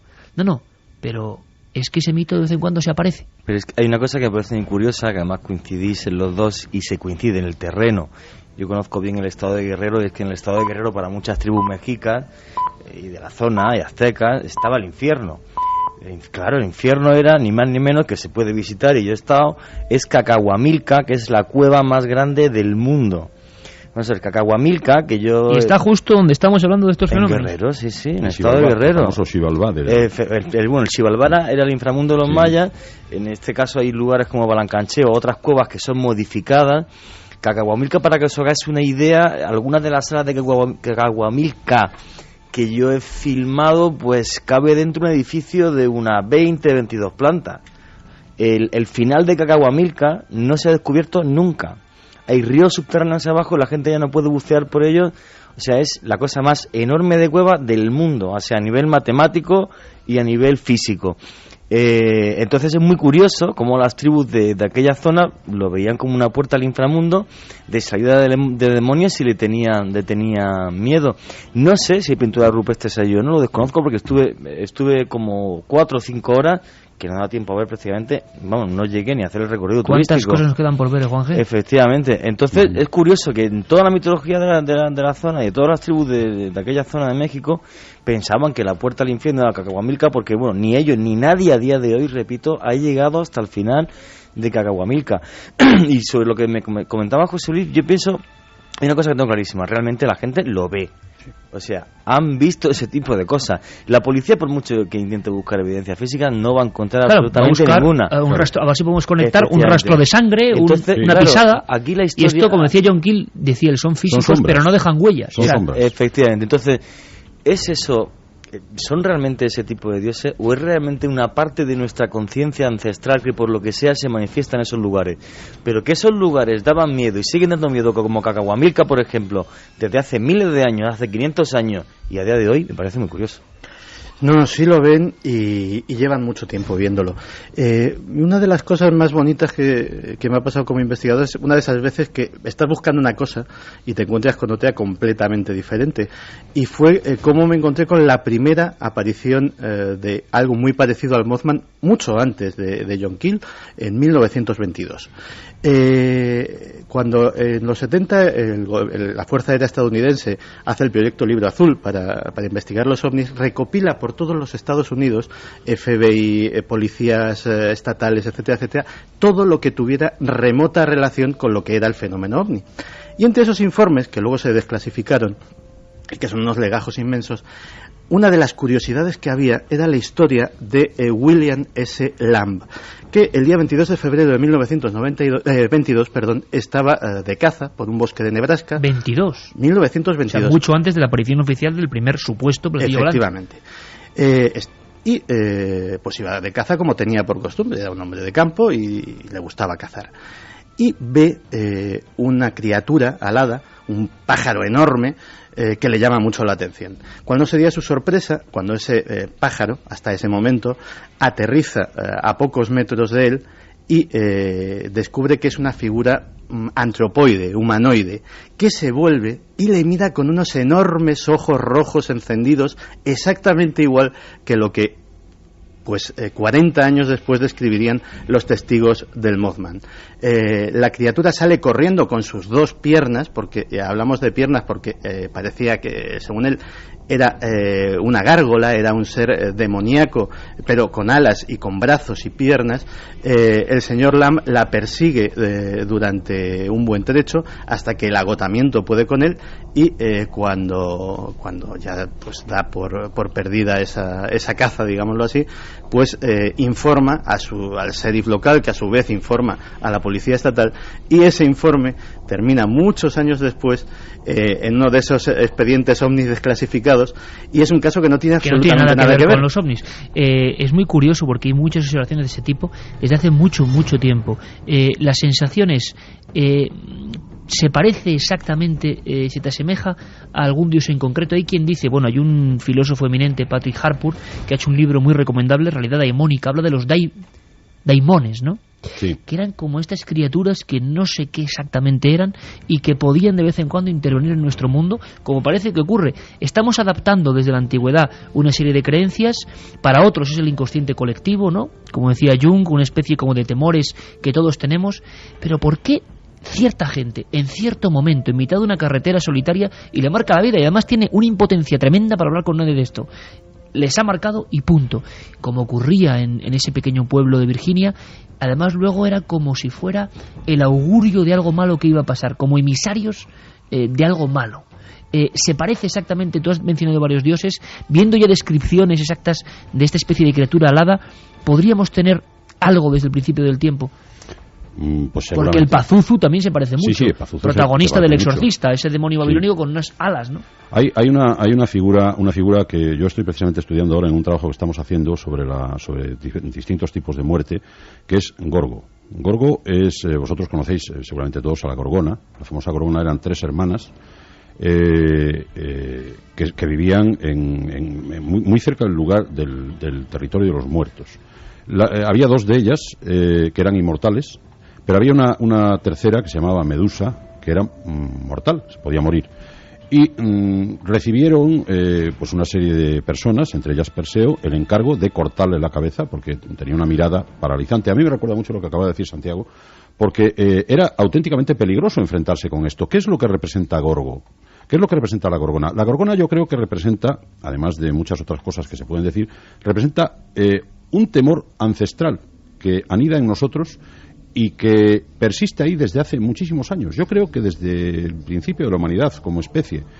Son esos ojos globulosos que infunden el terror. Pero cuidado, es una cosa muy importante que a mí me gustaría apuntar. No infunden la muerte, infunden algo todavía peor que la muerte, que es la parálisis y el paso a una realidad distinta. Que esto es precisamente lo que temen los Dogón. Los Dogón salen corriendo diciendo, no, pero bueno, a mí ya no me importa que me chupe la sangre el dios. Al fin y al cabo, los aztecas, los mayas ofrecían su sangre en sacrificios, ¿no? A ellos no les importaba perder unas gotas de sangre o incluso hasta... Para quien no lo sepa, José, los Dogón es el pueblo del actual Mali que cree en unos dioses... Que son vampíricos, vamos. Dioses de tipo vampírico, ¿no? Dioses que se aprovechan de los seres humanos para arrancarles su esencia. La sangre no es más que una metáfora. Ellos en realidad lo que se apoderan es de la esencia vital del individuo. Bueno, pues esta Gorgona es lo mismo. Cuando Perseo consigue cortarle la cabeza, y estamos en nuestra propia tradición, la tradición helénica, la tradición griega, cuando consigue cortarle la cabeza, resulta que la tiene que guardar en un zurrón mágico y se apodera de un arma de destrucción masiva. Entonces, ese es el auténtico problema, porque Gorgona muere, aparentemente, pero Perseo lleva consigo un arma que va a utilizar para paralizar a todo el mundo. A todo aquel que le caiga mal, saca la cabeza a la Gorgona y lo paraliza con ella, ¿no? Llega un momento en que la propia maldad luminosa de la Gorgona empieza a afectar a Perseo, y Perseo acaba transformándose él mismo en un monstruo. Es decir, que todas estas entidades extrañas ya no solamente tenemos que tener en cuenta que pueden ocasionar daños en nosotros, en nuestra cultura, en nuestra civilización, sino que pueden transformarnos a nosotros mismos. Eso es la característica más importante de los dioses oscuros, la posibilidad de transformar a sus víctimas o a sus adoradores en algo monstruoso. Es decir, no ha habido cultura, José Luis, no ha habido cultura, por diferente que sea, ni antigua o remota, que no haya tenido su panteón de dioses oscuros. Sí, exacto. En la primera hora hablábamos de ese documento sobre la posesión. El demonio, tal y como lo ve la óptica cristiana, si uno ve algunas representaciones, tiene mucho de dios oscuro también. Sí, evidentemente, pero no es lo más oscuro que puede sucedernos. Es decir, hay algunas tradiciones, incluso en los evangelios gnósticos, en el que el demonio es un enviado de Dios para probar al hombre. Sin embargo, el demonio ha adquirido una tonalidad muchísimo más siniestra, precisamente en contacto con estos dioses oscuros. Yo me pregunto si hay algunas personas, algunos individuos en el mundo, me vienen a la cabeza algunas líneas de Edgar Allan Poe, si algunas personas están buscando verdaderamente a estas fuerzas terribles, pues o bien para hacerse con ellas o bien para utilizarlas de alguna manera, ¿no? Y yo no sé si ellos imaginarán el riesgo que corren, el riesgo terrible de dejar sueltos por el mundo a unos dioses terribles, no dioses, sino fuerzas terribles. Y por otra parte, pues como decía también Arthur Machen, un famoso escritor, decía, bueno, eso que nosotros llamamos comúnmente las hadas, los elfos, la buena gente, en realidad encubren seres mucho más terribles, seres que conviven con el ser humano desde hace muchos miles de años, y que lo mejor que puede ocurrir es que no se enteren de que estamos aquí, o de que los molestemos lo menos posible y no nos ataquen. Bueno, yo creo que ese tipo de debilidades son las que aparecen como el Mothman, o ese tipo de entidades, ¿no? Pero son las que de vez en cuando aparecen. No puede ser algo más físico, no puede ser algún animal extraño, algo que hayan visto. Sí, bueno, evidentemente. Sería lógico, sí. Y por poner una nota de escepticismo, porque claro, estamos hablando también de mitología. Claro. No estamos hablando en este caso, el de México, por ejemplo, que pudieran ver a un animal extraño. Se sabe y a diario se están dando noticias de animales desconocidos por el hombre hasta ahora, que están siendo conocidos, que están siendo descubiertos. Podría ser algún animal que vive en esta gruta. Aunque hay una descripción de todos los testigos, si es que esto está ocurriendo así, de visión de humanoide, ¿no? Aunque hay que ver también lo que el hombre ve en la noche, lo que cree ver. Precisamente con esa circunstancia, y ahora vamos a escuchar mensajes de los oyentes, sí me gustaría conectar precisamente con el lugar de los hechos. Yo creo que es muy importante tener a estas horas de la noche directamente al comandante de Protección Civil de la zona de Miñaca y Guerrero, porque, claro, como oficiales ellos están buscando pruebas físicas y el miedo que hay, según cuentan en la prensa, es que esto desate el pánico. El comandante Socorro Rodríguez nos escucha. Buenas noches, comandante. Buenas noches. ¿Qué está pasando? ¿Qué ha ocurrido? Al parecer, desde hace unos días, mucha gente habla de una serie de apariciones, ¿es cierto? Mire, así es, pero en realidad aquí no se ha comprobado nada todavía aún. Aparentemente se cree que lo han visto un par de personas, pero nada más, o sea, no ha habido ningún rastro o algo así que compruebe que en realidad tengamos ese ser aquí presente. Las unidades de protección civil, la autoridad competente, ¿ha rastreado alguna zona? ¿Qué tipo de búsqueda se ha hecho, comandante? Mire, pues aquí nosotros como directores de seguridad pública pues andamos aquí muy pendientes en ese asunto y pues no se ha visto nada. Aquí no ha habido ningún reporte de animales o seres que hayan perdido la vida de manera fuera de lo común. Y en su opinión, ¿qué cree que ha pasado? ¿Son una serie de rumores, de leyendas que surgen y que son imparables? Porque hay personas que describieron la aparición de un ser fantasmagórico o extraño. ¿Y por qué creen que ha ocurrido esto? No, pues yo sinceramente lo desconozco, no sé si en realidad, pues, como dicen por ahí, ¿verdad? No lo creo, pero pues tampoco lo dudo. Lo que pasa es que aquí su servidor y aquí los compañeros, la mayor parte de la sociedad aquí, pues no ha tenido el gusto de toparse ese ser, es lo que le puedo decir. No me consta si es verdad o es mentira lo que las gentes aquí han mencionado de que se les ha parecido. Y lo que puede ser importante o lo que puede ser un trabajo difícil para las autoridades de protección civil, comandante, es el hecho de que, claro, cómo se maneja el pánico, el susto, si esto empieza a crecer. Hemos visto, ha llegado a España muchas noticias sobre lo que ha ocurrido, diferentes opiniones y demás. ¿Cómo lo ha vivido la gente de allí, de la zona de allí? Creo que es Miñaca la zona, ¿no? Así es la sección de la Junta, pues aquí la gente se ha visto que pues tratando de desconcertar, no lo sé, ¿verdad? Pero aparentemente se ve la gente tranquila. ¿Y han llegado a corroborar si la gente que dice que ha visto a ese individuo, ser, lo que sea, afirmaba en su testimonio? Ellos decían que lo habían visto. Así es. Sí. Y no han podido comprobar nada más. Físicamente no han encontrado huellas de ningún animal extraño, nada. Así es. Por parte de nosotros no hemos hecho ese tipo de trabajo, ¿verdad? Pero no, al parecer yo tengo conocimiento de que no se ha probado, en realidad no se ha probado pues de que existe ese ser. Nada más lo que se ha comentado es de que lo han visto. Siempre ha habido una tranquilidad absoluta hasta estos rumores. ¿Creen que puede ser alguna mentira o que alguien está intentando, montar esto por algo? ¿Sospechan de algo? Pues ahorita no tenemos sospecha de nada, simplemente se ha visto aquí como un comentario, no sé si en realidad sea cierto o sea mentira, pero aquí lo que pasa es que no se ha probado nada, o sea, de que existiera algún ser fuera de lo común, debería dejar un rastro, ¿no? Algo por el estilo, aquí no hemos encontrado nada. Y ese rastro no se ha encontrado. No. Comandante, pues le agradecemos mucho que por lo menos nos comente la última hora y que realmente la exploración, vamos a llamarla, de las autoridades, no han encontrado de momento nada, solo testimonios. Muchísimas gracias. Ahí estamos a la orden. Un abrazo, gracias. Igualmente, vale. Cuéntanos algo. Cuéntanos desde el otro lado. SMS al 7640. Escribe la palabra Milenio, espacio y lo que nos quieras contar. Comentaristas de Milenio 3. Siempre al otro lado. Última hora desde el lugar de los hechos. Por cierto, se ha mencionado a John Keel, ese periodista que se empezó a dar cuenta de que en Point Pleasant, Virginia, ocurría algo y que Richard Gere al final acabó haciendo su papel en la película Mothman, la última profecía, con ese montón de muertes en ese puente de plata de la población. Bueno, pues John Keel no es ningún personaje de ficción. Sus libros, sus documentos y la sensación de que había una serie de fenómenos extraños que de vez en cuando los hombres, no sabemos por qué o por qué no los seres humanos, los ven. Este era John Keel hablando de este fenómeno que le hizo mundialmente famoso.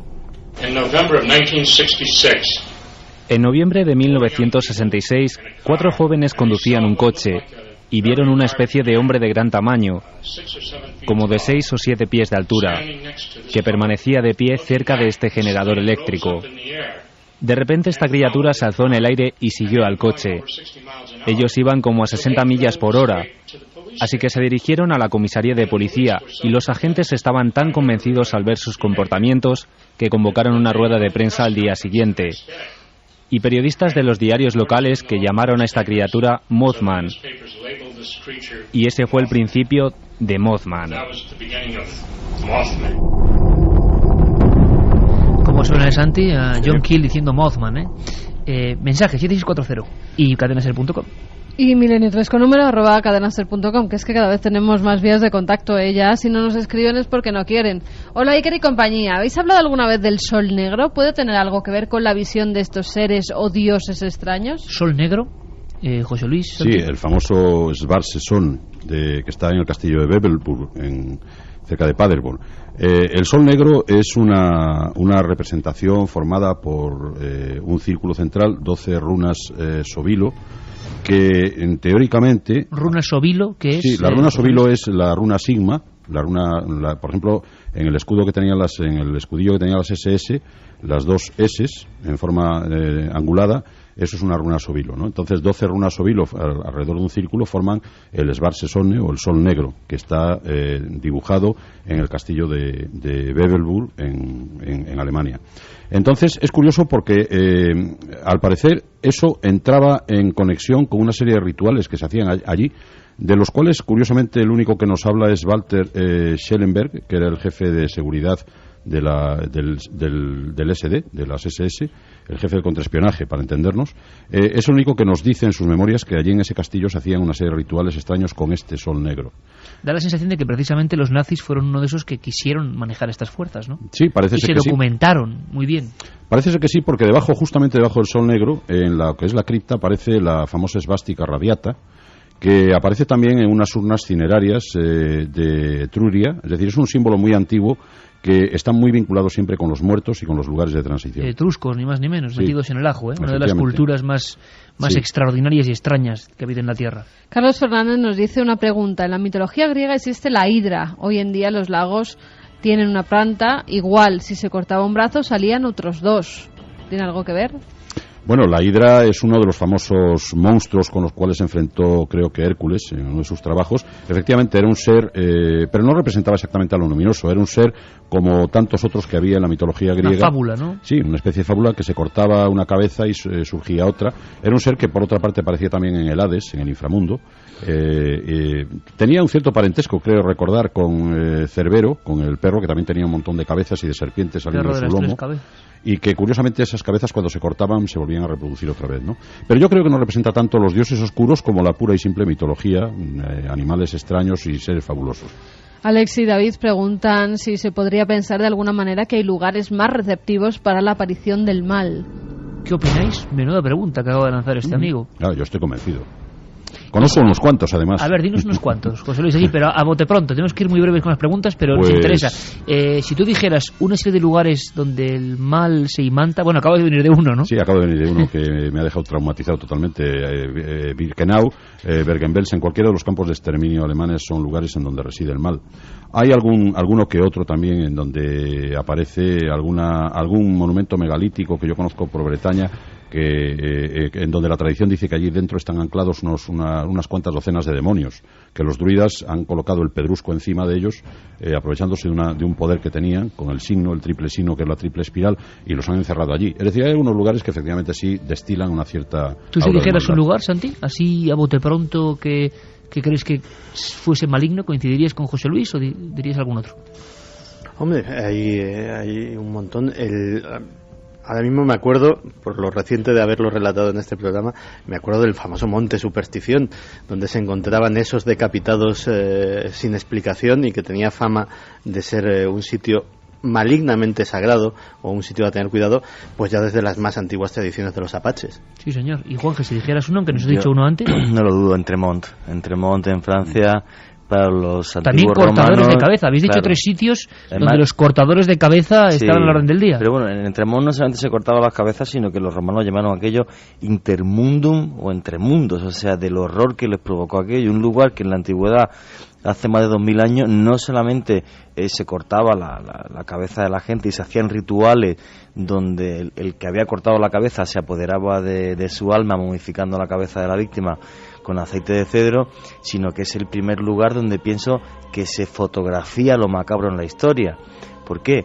Porque los asesinos se retratan a sí mismos en esa gloria de matar al vencido. Se retratan simplemente en figuras de piedra, lo cual es increíble. Es como si viéramos pues, las famosas cabezas, por ejemplo, de algunos soldados turcos subidos en montones de cabezas. No es la primera vez en la historia que yo creo que sucede eso a nivel plástico y tuvo que ser muy cruel aquel lugar. También preguntan y nos dicen que tal vez sea una tontería, pero a mí la descripción del Mothman siempre me ha recordado a la visión que tuvo un hombre de un extraño ser que se le apareció mientras él conducía su coche en un puerto, creo que en Cantabria. Alisas, puerto de Alisas. La historia la habéis contado vosotros en varios programas, pero no recuerdo dónde ocurrió. José Say, lo entrevisté yo allí en el lugar de los hechos. Dicho ser salió como volando de un lateral de la carretera y tras planear lentamente se acercó al coche del pobre hombre. No sé si vosotros veis similitud con el caso. ¿Qué opináis? Pues a veces los oyentes de Milenio 3 son mucho más sabios que nosotros. Yo estaba pensando, cuando describía José Luis y Santi estas apariciones tan antiguas, que de repente una persona, José Saiz, un empresario cántabro, sin venir a cuento, que le ha costado más disgustos que alegrías contar esto. En Cantabria han pasado varias cosas y es terreno sagrado, desde luego, desde lo más remoto, y en el puerto de Alisas, en mitad de la niebla, primero él ve como una manta, que yo creo que es una descripción fabulosa que también ocurría con el Mothman. Él ve como una manta volando y cree que es una manta que se ha arrastrado por el viento. Y de repente su horror, porque va con la ventanilla bajada, siempre su testimonio, yo no sé esto qué es, oye como unos pasos, y le recuerda como a un buitre que no puede detenerse. Y cree que ve lo mismo, una figura agazapada, exactamente igual que hemos contado. Año 1991, investigó incluso la Guardia Civil, pero evidentemente no encontró nada. También nos dicen si sabemos algo del pombero, una especie de Mothman de Paraguay. Un saludo, Jorge, desde Madrid. Primera vez que lo escucho. Pero está claro igualmente. Sí, bueno, que la tradición se reparte. Se reparte además con la misma descripción. Sí, con la misma descripción, sí. El pombero, apuntarlo, que hay que buscarlo. A ver, vamos a ver qué más mensajes. Nos hablan muchos también de que no podemos hablar gratuitamente de mitología cuando las apariciones se dieron a distintas personas en distintos momentos en una misma aldea. La sensación de seres que vienen con un augurio. También ocurre desde la antigüedad, como ha contado Santi, todo ese pequeño pueblecito donde un montón de gente vio la misma figura sombría, luego tuvieron la gran tragedia de su historia.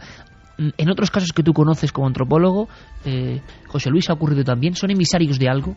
Bueno, ¿vienen a decir algo? Siempre, estos seres híbridos, hay una frase famosa del famoso antropólogo Claude Lévi-Strauss que dice que los monstruos compuestos de partes de distintos animales y tal están hechos así para que nosotros reflexionemos sobre qué es lo que se produce cuando se producen partes de distintas, se unen partes, por ejemplo una parte de una cabeza de león con un cuerpo de mujer o una cola de sirena. Es decir, todo eso, como todo el aparato mitológico, hace pensar a la gente. La gente piensa con esas cosas. Entonces, no cabe duda que los augurios se transmiten precisamente a través de esas figuras. Es decir, cuando aparece una figura de mal agüero, cuando nosotros vamos por un bosque por la noche contra los avisos que la tradición nos da reiteradamente, no vayáis por esos lugares a esas horas. Cuando vamos, a pesar de todo, vemos que en el fondo de una avenida, de unos árboles, se acerca hacia nosotros algo. Algo que nos parece que tiene ojos rojos. Bueno, estamos en plena tradición, en plena creación de mitología. Eso se confecciona con el testimonio de un montón de personas que a lo largo de los siglos, incluso me atrevería a decir que de los milenios, han visto esas cosas. Y casi siempre esas apariciones han traído alguna consecuencia.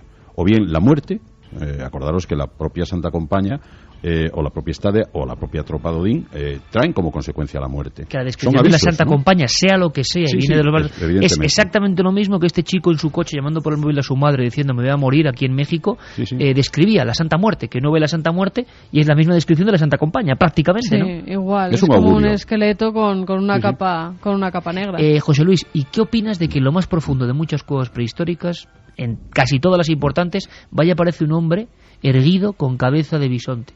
Bueno, hace 15.000, 20.000, 30.000 años. No cabe duda que estamos ante la presencia de uno de estos especialistas a los que denominamos chamanes.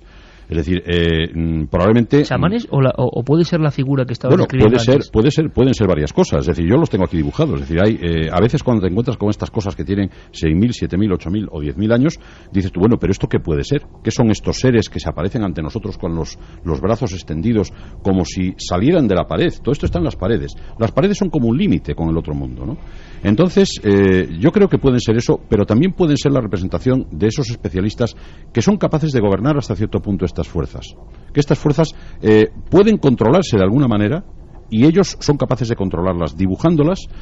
¿No os llama la atención que todas estas figuras estén casi siempre en las partes más oscuras de las cuevas? Claro. Bueno, los camarines más profundos. Hay una teoría propuesta por Jean-Claude, que es uno de los mayores especialistas en chamanismo prehistórico, que dice que los chamanes o estas personas que dibujaban estas cosas no necesitaban ver porque llevaban una luz interior. Tenían una pequeña candelilla simplemente pues para situarse un poco en el espacio. Pero cuando ellos manejaban la pared, que era la frontera con el otro mundo, la manejaban con sus manos y con su cerebro. Entonces ellos, a través de los relieves que encontraban allí, encontraban los animales espíritus. Es decir, encontraban todas estas fuerzas que iban a salir hacia nosotros. Claro, no sabemos qué clase de fuerzas invocaban en aquellos años. Pero a mí me resulta muy sintomático que todas esas fuerzas aparecen una y otra vez en las leyendas, en las tradiciones, las famosas almas del Perú que quieren arrastrar a las personas hacia el otro mundo. El otro mundo está simbolizado por un círculo de fuego y en el último momento un simple perrillo salva a su amo o a su ama, tirando de él, le salva de esa alma, un ser que lo lleva hacia el otro hablando mundo, de esto, José Luis, te invito un día a hablar de uno de los fenómenos que además me ha impresionado, que ocurre en Perú precisamente y otras partes de América. Podríamos tener un debate de altura contigo, con Enrique de Vicente, sobre el susto o los que mueren. Hay toda una farmacopea de la gente, que ese es el otro lado, que incluso muere hechizada, creyéndose hechizada, porque han pisado un lugar sagrado, porque se han metido en un sitio a una hora que no tiene que ser, porque han tenido estas visiones y mueren después con todo tipo de síntomas. Ha sido un placer, como siempre, José Luis Cardero, nuestro amigo, el catedrático de antropología, el investigador, autor de Dioses Oscuros, y que seguro que seguiré indagando, investigando, y además lo hemos tenido con una pátina muy especial después de haber vivido ese latido terrible, ¿no? Quizá de lo más oscuro que ahora podemos encontrar, que son los barracones de los campos de la muerte. José Luis, hasta la próxima, nos vemos muy pronto, amigo. Muchas gracias. Como siempre, buenas gracias. Noches a todos. ¿Sabéis, Santi, que en Canarias, en una zona además, otra zona curiosa, ¿verdad? Yo si dijera un lugar de esos raros, que yo he sentido como raro, sería uno del sur de Lanzarote, ¿verdad? Montaña Roja. Sí, bueno, pues muy cerca de la Montaña Roja, en Lanzarote, en lugares absolutamente inhóspitos, porque son parque natural y no se puede entrar, han aparecido unos dibujos. Uno de ellos es un ser. Pero hay mucha polémica, obras de construcción, alguna trampa para que la gente caiga, fotos de satélite, extraños ritos que en Canarias se han hecho. Vamos a estar allí, vamos a conocerlo todo y vamos a saber algo más. Seguimos repitiéndolo, si alguien sabe algo de la desaparición de ese chico que nos ha dejado impresionado, Asus Rodríguez.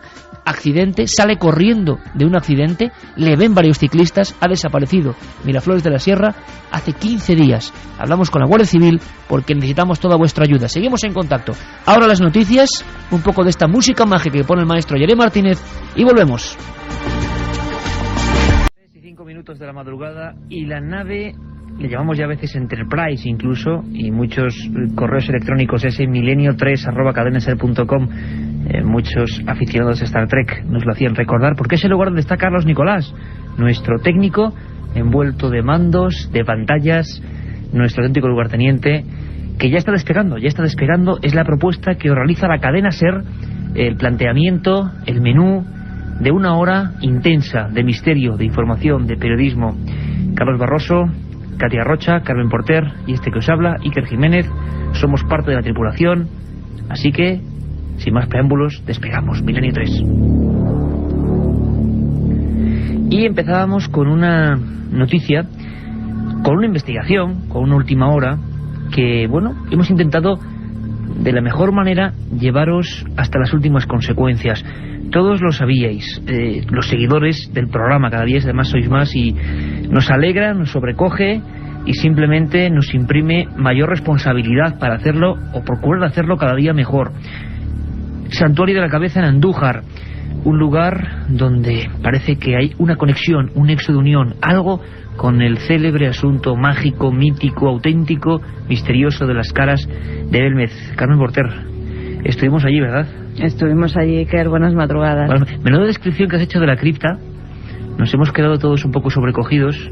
A mí también fue el lugar que más me impresionó.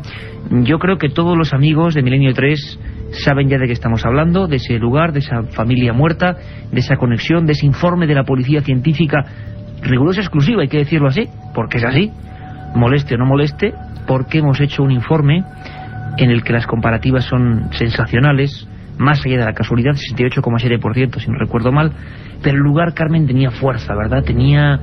O quizá era nuestra sugestión, hay que ser así de también crítico con uno mismo, ¿no?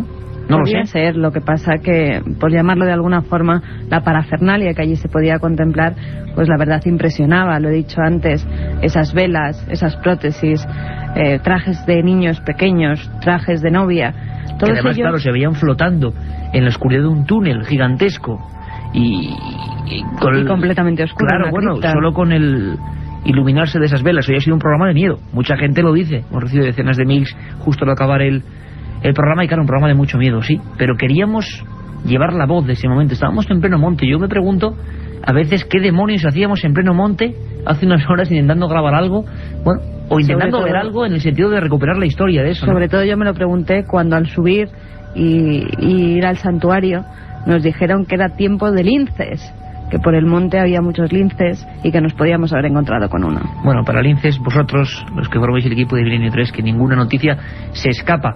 Muestra de ello es que empezamos con un rumor, con esa, sigo diciendo, increíble carambola, gran acierto de Ricard Bru, incomprensible en algunos aspectos, como una persona ve algo, ve una serie de visiones en la Casa de las Caras de Belmez y se relaciona con esta matanza de parte de la familia. Nadie sabía dónde había caído la familia, exactamente cómo ni de qué forma. Ahí estábamos. Me gustaría que todos vivieseis, sintieseis el misterio en pequeñas crónicas como estas. Estamos en pleno corazón de Sierra Morena y estábamos en la Casa Coromera, uno de los últimos lugares de este misterio. Bueno, Iker, nos hemos desplazado unos 200 metros monte a través y nos encontramos en un lugar en ruinas, la Casa de Colomera, ¿verdad? La Casa de Colomera, según nuestras investigaciones, Luis, el lugar exacto donde la familia se refugiaba. Tenemos el testimonio, por ejemplo, de Antonio García, que tenía 9 años de edad, lo hemos escuchado en el programa, que dice que estaban aquí, en sus palabras, todos arrejuntaicos, en una especie de piña, se había quedado la familia sola, cayó en uno de esos obuses e impactó directamente en el seno de la familia. La mayor desgracia ocurrió en este lugar de desgracias, ¿no? Fue conocido la historia de los Chamorro por eso, por ser un núcleo familiar completamente autodestruido. Y ocurrió aquí, en estas mismas paredes, en este mismo lugar lleno ya de hierbas y de lechos, en este sitio completamente oscuras y donde solo nos acompaña algún perro en la lejanía. Bueno, pues seguimos en esta casa en ruinas llamada Casa de Colomera y vamos a acometer la tercera experiencia psicofónica. Me dispongo a introducir el micrófono en uno de los agujeros de las paredes de este lugar sin techo. Vamos a ello. Vamos a ello, decía el compañero Luis Mariano, y allí fuimos y hicimos un total de 9 experiencias psicofónicas. En 3 de ellas aparecía ese sonido ya inquietante que nos había ocurrido en una primera visita al santuario, que pensábamos que era algún tipo de defecto mecánico y que os hemos pedido vuestra opinión. Milenio3 con número @cadenaser.com, Milenio3 con número @cadenaser.com, y vaya, se han llegado opiniones vuestras, además algunas muy coincidentes y que vamos ahora a apuntar. Pero ¿cuál era el sonido? ¿Cuál era esa especie de repiqueteo metálico que además luego se acompañaba de voces. Quizá esto habría que dejarlo aparte, habría que estudiarlo más, pero desde luego ese repiqueteo, según Antonio Bravo, según Jorge Martínez, según Javier Rodríguez, técnicos de esta casa, según Carlos Nicolás, nuestro compañero que ha estado viéndolo, escuchándolo mejor dicho, hace unas horas, no hay explicación mecánica posible a ello. Entonces, ¿qué era aquello si no había absolutamente nadie allí? Si no había ningún tipo de central eléctrica en funcionamiento, si no había nada. Y sobre todo porque en dos puntos muy distantes. Uno, el cementerio, las fosas comunes, y otro, la Casa Colomera, el lugar donde muere toda esta familia. Bueno, este es el sonido grabado por el equipo de Milenio 3 hace tan solo unas horas allí.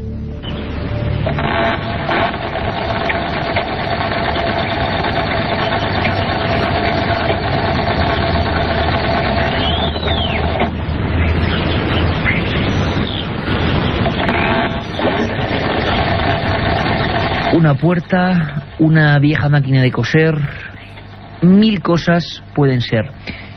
Bueno, ahí está el sonido, un sonido que lo que está descartado es que sea mecánico, un error del minidisc, eran diferentes cartuchos de minidisc. El grabador estaba apoyado en una serie de esponjas aislantes de lo que era el suelo. Bueno, no hemos encontrado explicación, y no nosotros, que somos absolutamente negocios en la materia, sino los técnicos de la cadena SER, que son los que realmente saben, tampoco lo encuentran explicación, y algunos incluso como Antonio Bravo, veterano y conocedor de todo el mundo de la electrónica, pues realmente no, y el sonido pues no se lo podía explicar, le tenía un poco desconcertado. Carmen Porter, hemos empezado a recibir mails y bueno, ¿qué dicen los oyentes? ¿Cuál puede ser su explicación? Que puede ser muy interesante. Nos han dado varias teorías y que vamos a empezar por la de Cristina Pedrera Cajas.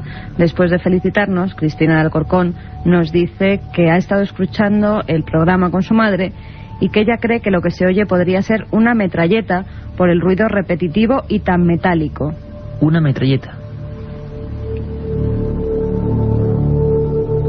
Bueno, pues tendría que ver con el lugar, tendría que ver con lo que ocurrió allí. Efectivamente, ante la Casa Colomera, a unos 50 metros, había todo un puesto de lanzador de obuses, de morteros y de ametralladoras de trípode. Y eso lo cuenta, no nosotros, lo cuentan libros como el de los huérfanos de la Guardia Civil, año 58, La epopeya del santuario de la cabeza, lo cuenta el libro recordatorio Sangre en los riscos, lo cuentan libros como El enigma de la Virgen de la Cabeza.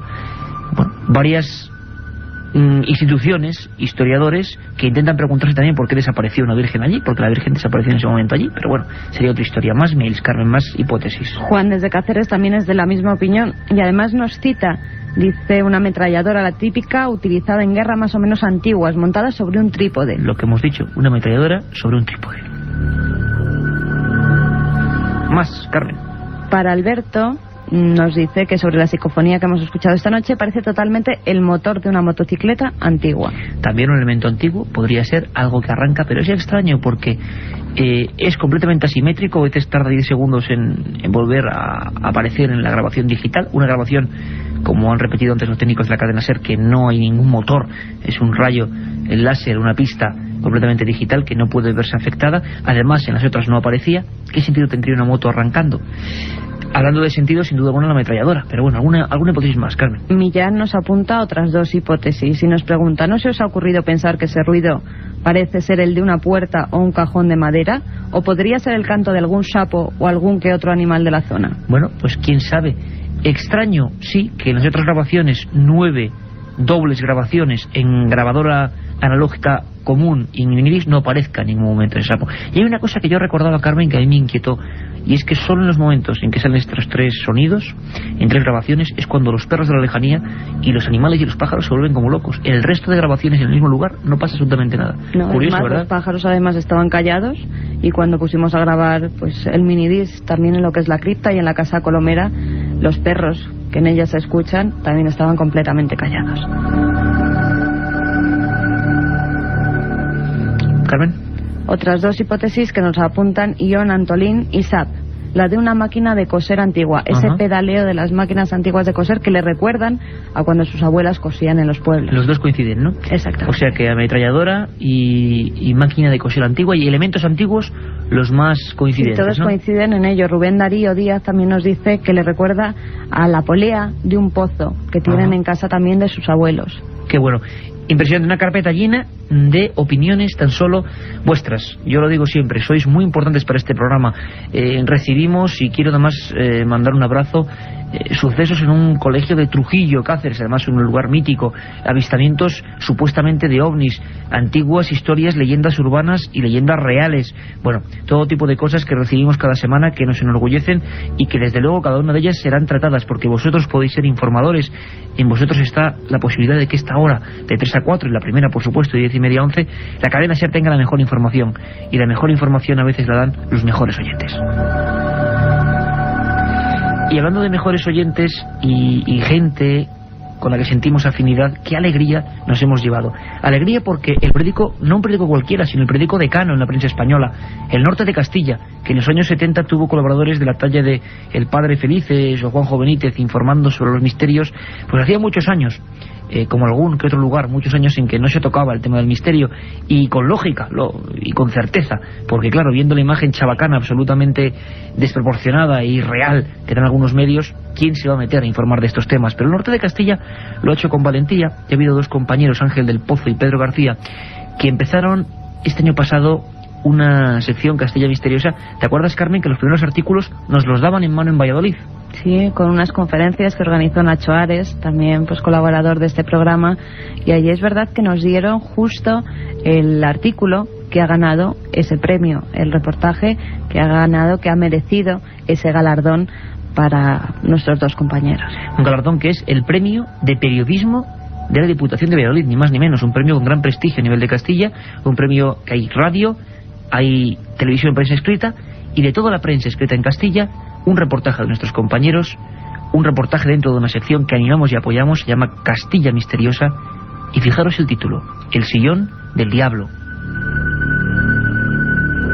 Pues un auténtico honor y un auténtico orgullo que compañeros y amigos estén en esta senda del periodismo serio, de la repercusión, y que en las páginas de un periódico, sin ningún tipo de marginalidad, se hable de estos temas y haya tal fascinación por parte de los castellanos, y esperemos que dentro de muy poco tiempo, pues por mucha más gente. Y queremos hablar y queremos saludar a los flamantes ganadores de este premio, que es un poco el premio a la constancia y el premio a la labor de hacer un buen reportaje, unos buenos reportajes, y en ello están. Tenemos con nosotros al 50% de ese tándem a don Ángel del Pozo. Ángel, buenas noches. Hola, buenas noches, Iker. Encantado de saludarte una vez más. Pues encantados nosotros, porque de verdad que es un orgullo para toda la gran familia que se dedica a informar sobre lo desconocido con rigor y con profesionalidad, que hayáis conseguido un premio que es toda una institución allí, un premio además centrado en un artículo de vuestra sección Castilla Misteriosa. ¿Cómo lo habéis recibido, Ángel? ¿Cómo ha sido? No lo esperabais, ¿verdad? No, la verdad es que lo hemos recibido con sorpresa, desde luego una grata sorpresa. Fue por casualidad el ver que había unos premios de la Diputación que llevan en Valladolid instaurados 7 años, y dijimos, bueno, pues podríamos echar los artículos que realizamos aquí, ¿no? Porque tenían que versar sobre temas vallisoletanos.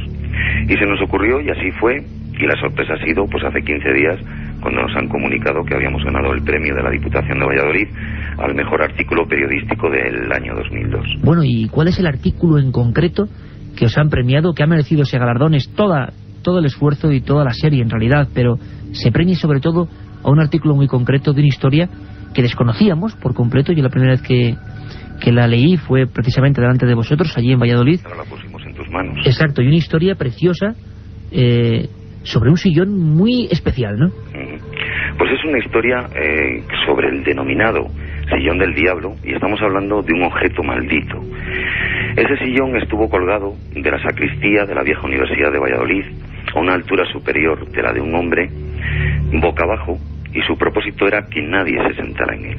De ahí es de donde parte esa leyenda, y se llamaba el Sillón del Diablo. Y vosotros, poco a poco, Pedro y Ángel, vais haciendo una minuciosa investigación, recopilando información, acudiendo a bibliografía, a viejos legajos, y empezáis evidentemente a interesaros por tan estrambótica posición. ¿Y qué clase de maldición puede haber para que sea todavía, digamos, respetada, ¿no?, durante tantos y tantos años? ¿Y qué ocurría, Ángel? ¿Qué fuisteis encontrando por ahí? ¿Había realmente motivo para temer a un objeto concreto, ese sillón de cuero con una especie de púas? ¿Era realmente maldito? Pues así lo decía la leyenda, y para comprender esta leyenda pues hay que remontarse a la primera mitad del siglo XVI, cuando regresa a España un médico granadino que se llamaba Alfonso Rodríguez de Guevara. Venía, como he dicho, desde Italia, después de haber cursado estudios de anatomía, y pidió que se instaurase aquí en Valladolid una cátedra de anatomía, como así se hizo, que fue la primera cátedra de anatomía aquí en España. Importantísima a nivel europeo, ¿verdad? Claro, decían los escritos de aquella época que todo el que quisiera aprender anatomía tenía que desplazarse o bien a Montpellier, a Francia, o a Bolonia, Italia, o venir aquí a Valladolid. Pues esas clases que empezó a dar aquí, que vinieron médicos, cirujanos de todo el reino, entre los asistentes a esas clases se encontraba el licenciado Andrés de Proaza, una persona que aspiraba al doctorado, pero tenía unos lastres. Eran unos lastres que en aquella época pues estaban muy mal vistos, ¿no? Uno de ellos era que era de origen judío, y en aquella época pues no estaba nada bien visto. Y el otro lastre es que tenía fama de nigromante, es decir, una persona que practicaba la magia negra, ¿no? Y decían que tenía un sótano en el que se veían extrañas luces por las noches, se escuchaban gemidos. Incluso se decía que a veces las aguas del río Esgueva, que en aquella época pasaba por allí, bajaban teñidas de un color rojo oscuro, como si se hubiese vertido sangre en ellas. Hubo una gran alteración de las gentes, de sus convecinos, por la desaparición de un niño que se le había visto por última vez merodeando por su casa. Entonces se denunciaron los hechos, tomó parte la autoridad y registraron el sótano, y efectivamente encontraron el cadáver del niño. Y este médico, este licenciado, declaró que es que la única manera de poder ver las reacciones que causaba la enfermedad y el dolor era la única manera de poder, para estudiar, en vez de hacer la disección en cadáveres, él había practicado la vivisección, es decir, la disección en vivo. Tremendo. Es decir, un hombre que llegó a las últimas consecuencias para intentar indagar en lo que era el cuerpo humano, ¿no? Claro. Este licenciado había sido uno de los más constantes asistentes a las clases del doctor don Alonso Rodríguez de Guevara, y en la locura había querido sobrepasar la fama que éste tenía y tropezó de lleno con el crimen. ¿Y qué tendría que ver entonces esto, Ángel, con la situación concreta de ese artefacto que acabó, digamos, siendo el último recuerdo de aquellas matanzas y de aquellas historias en Valladolid?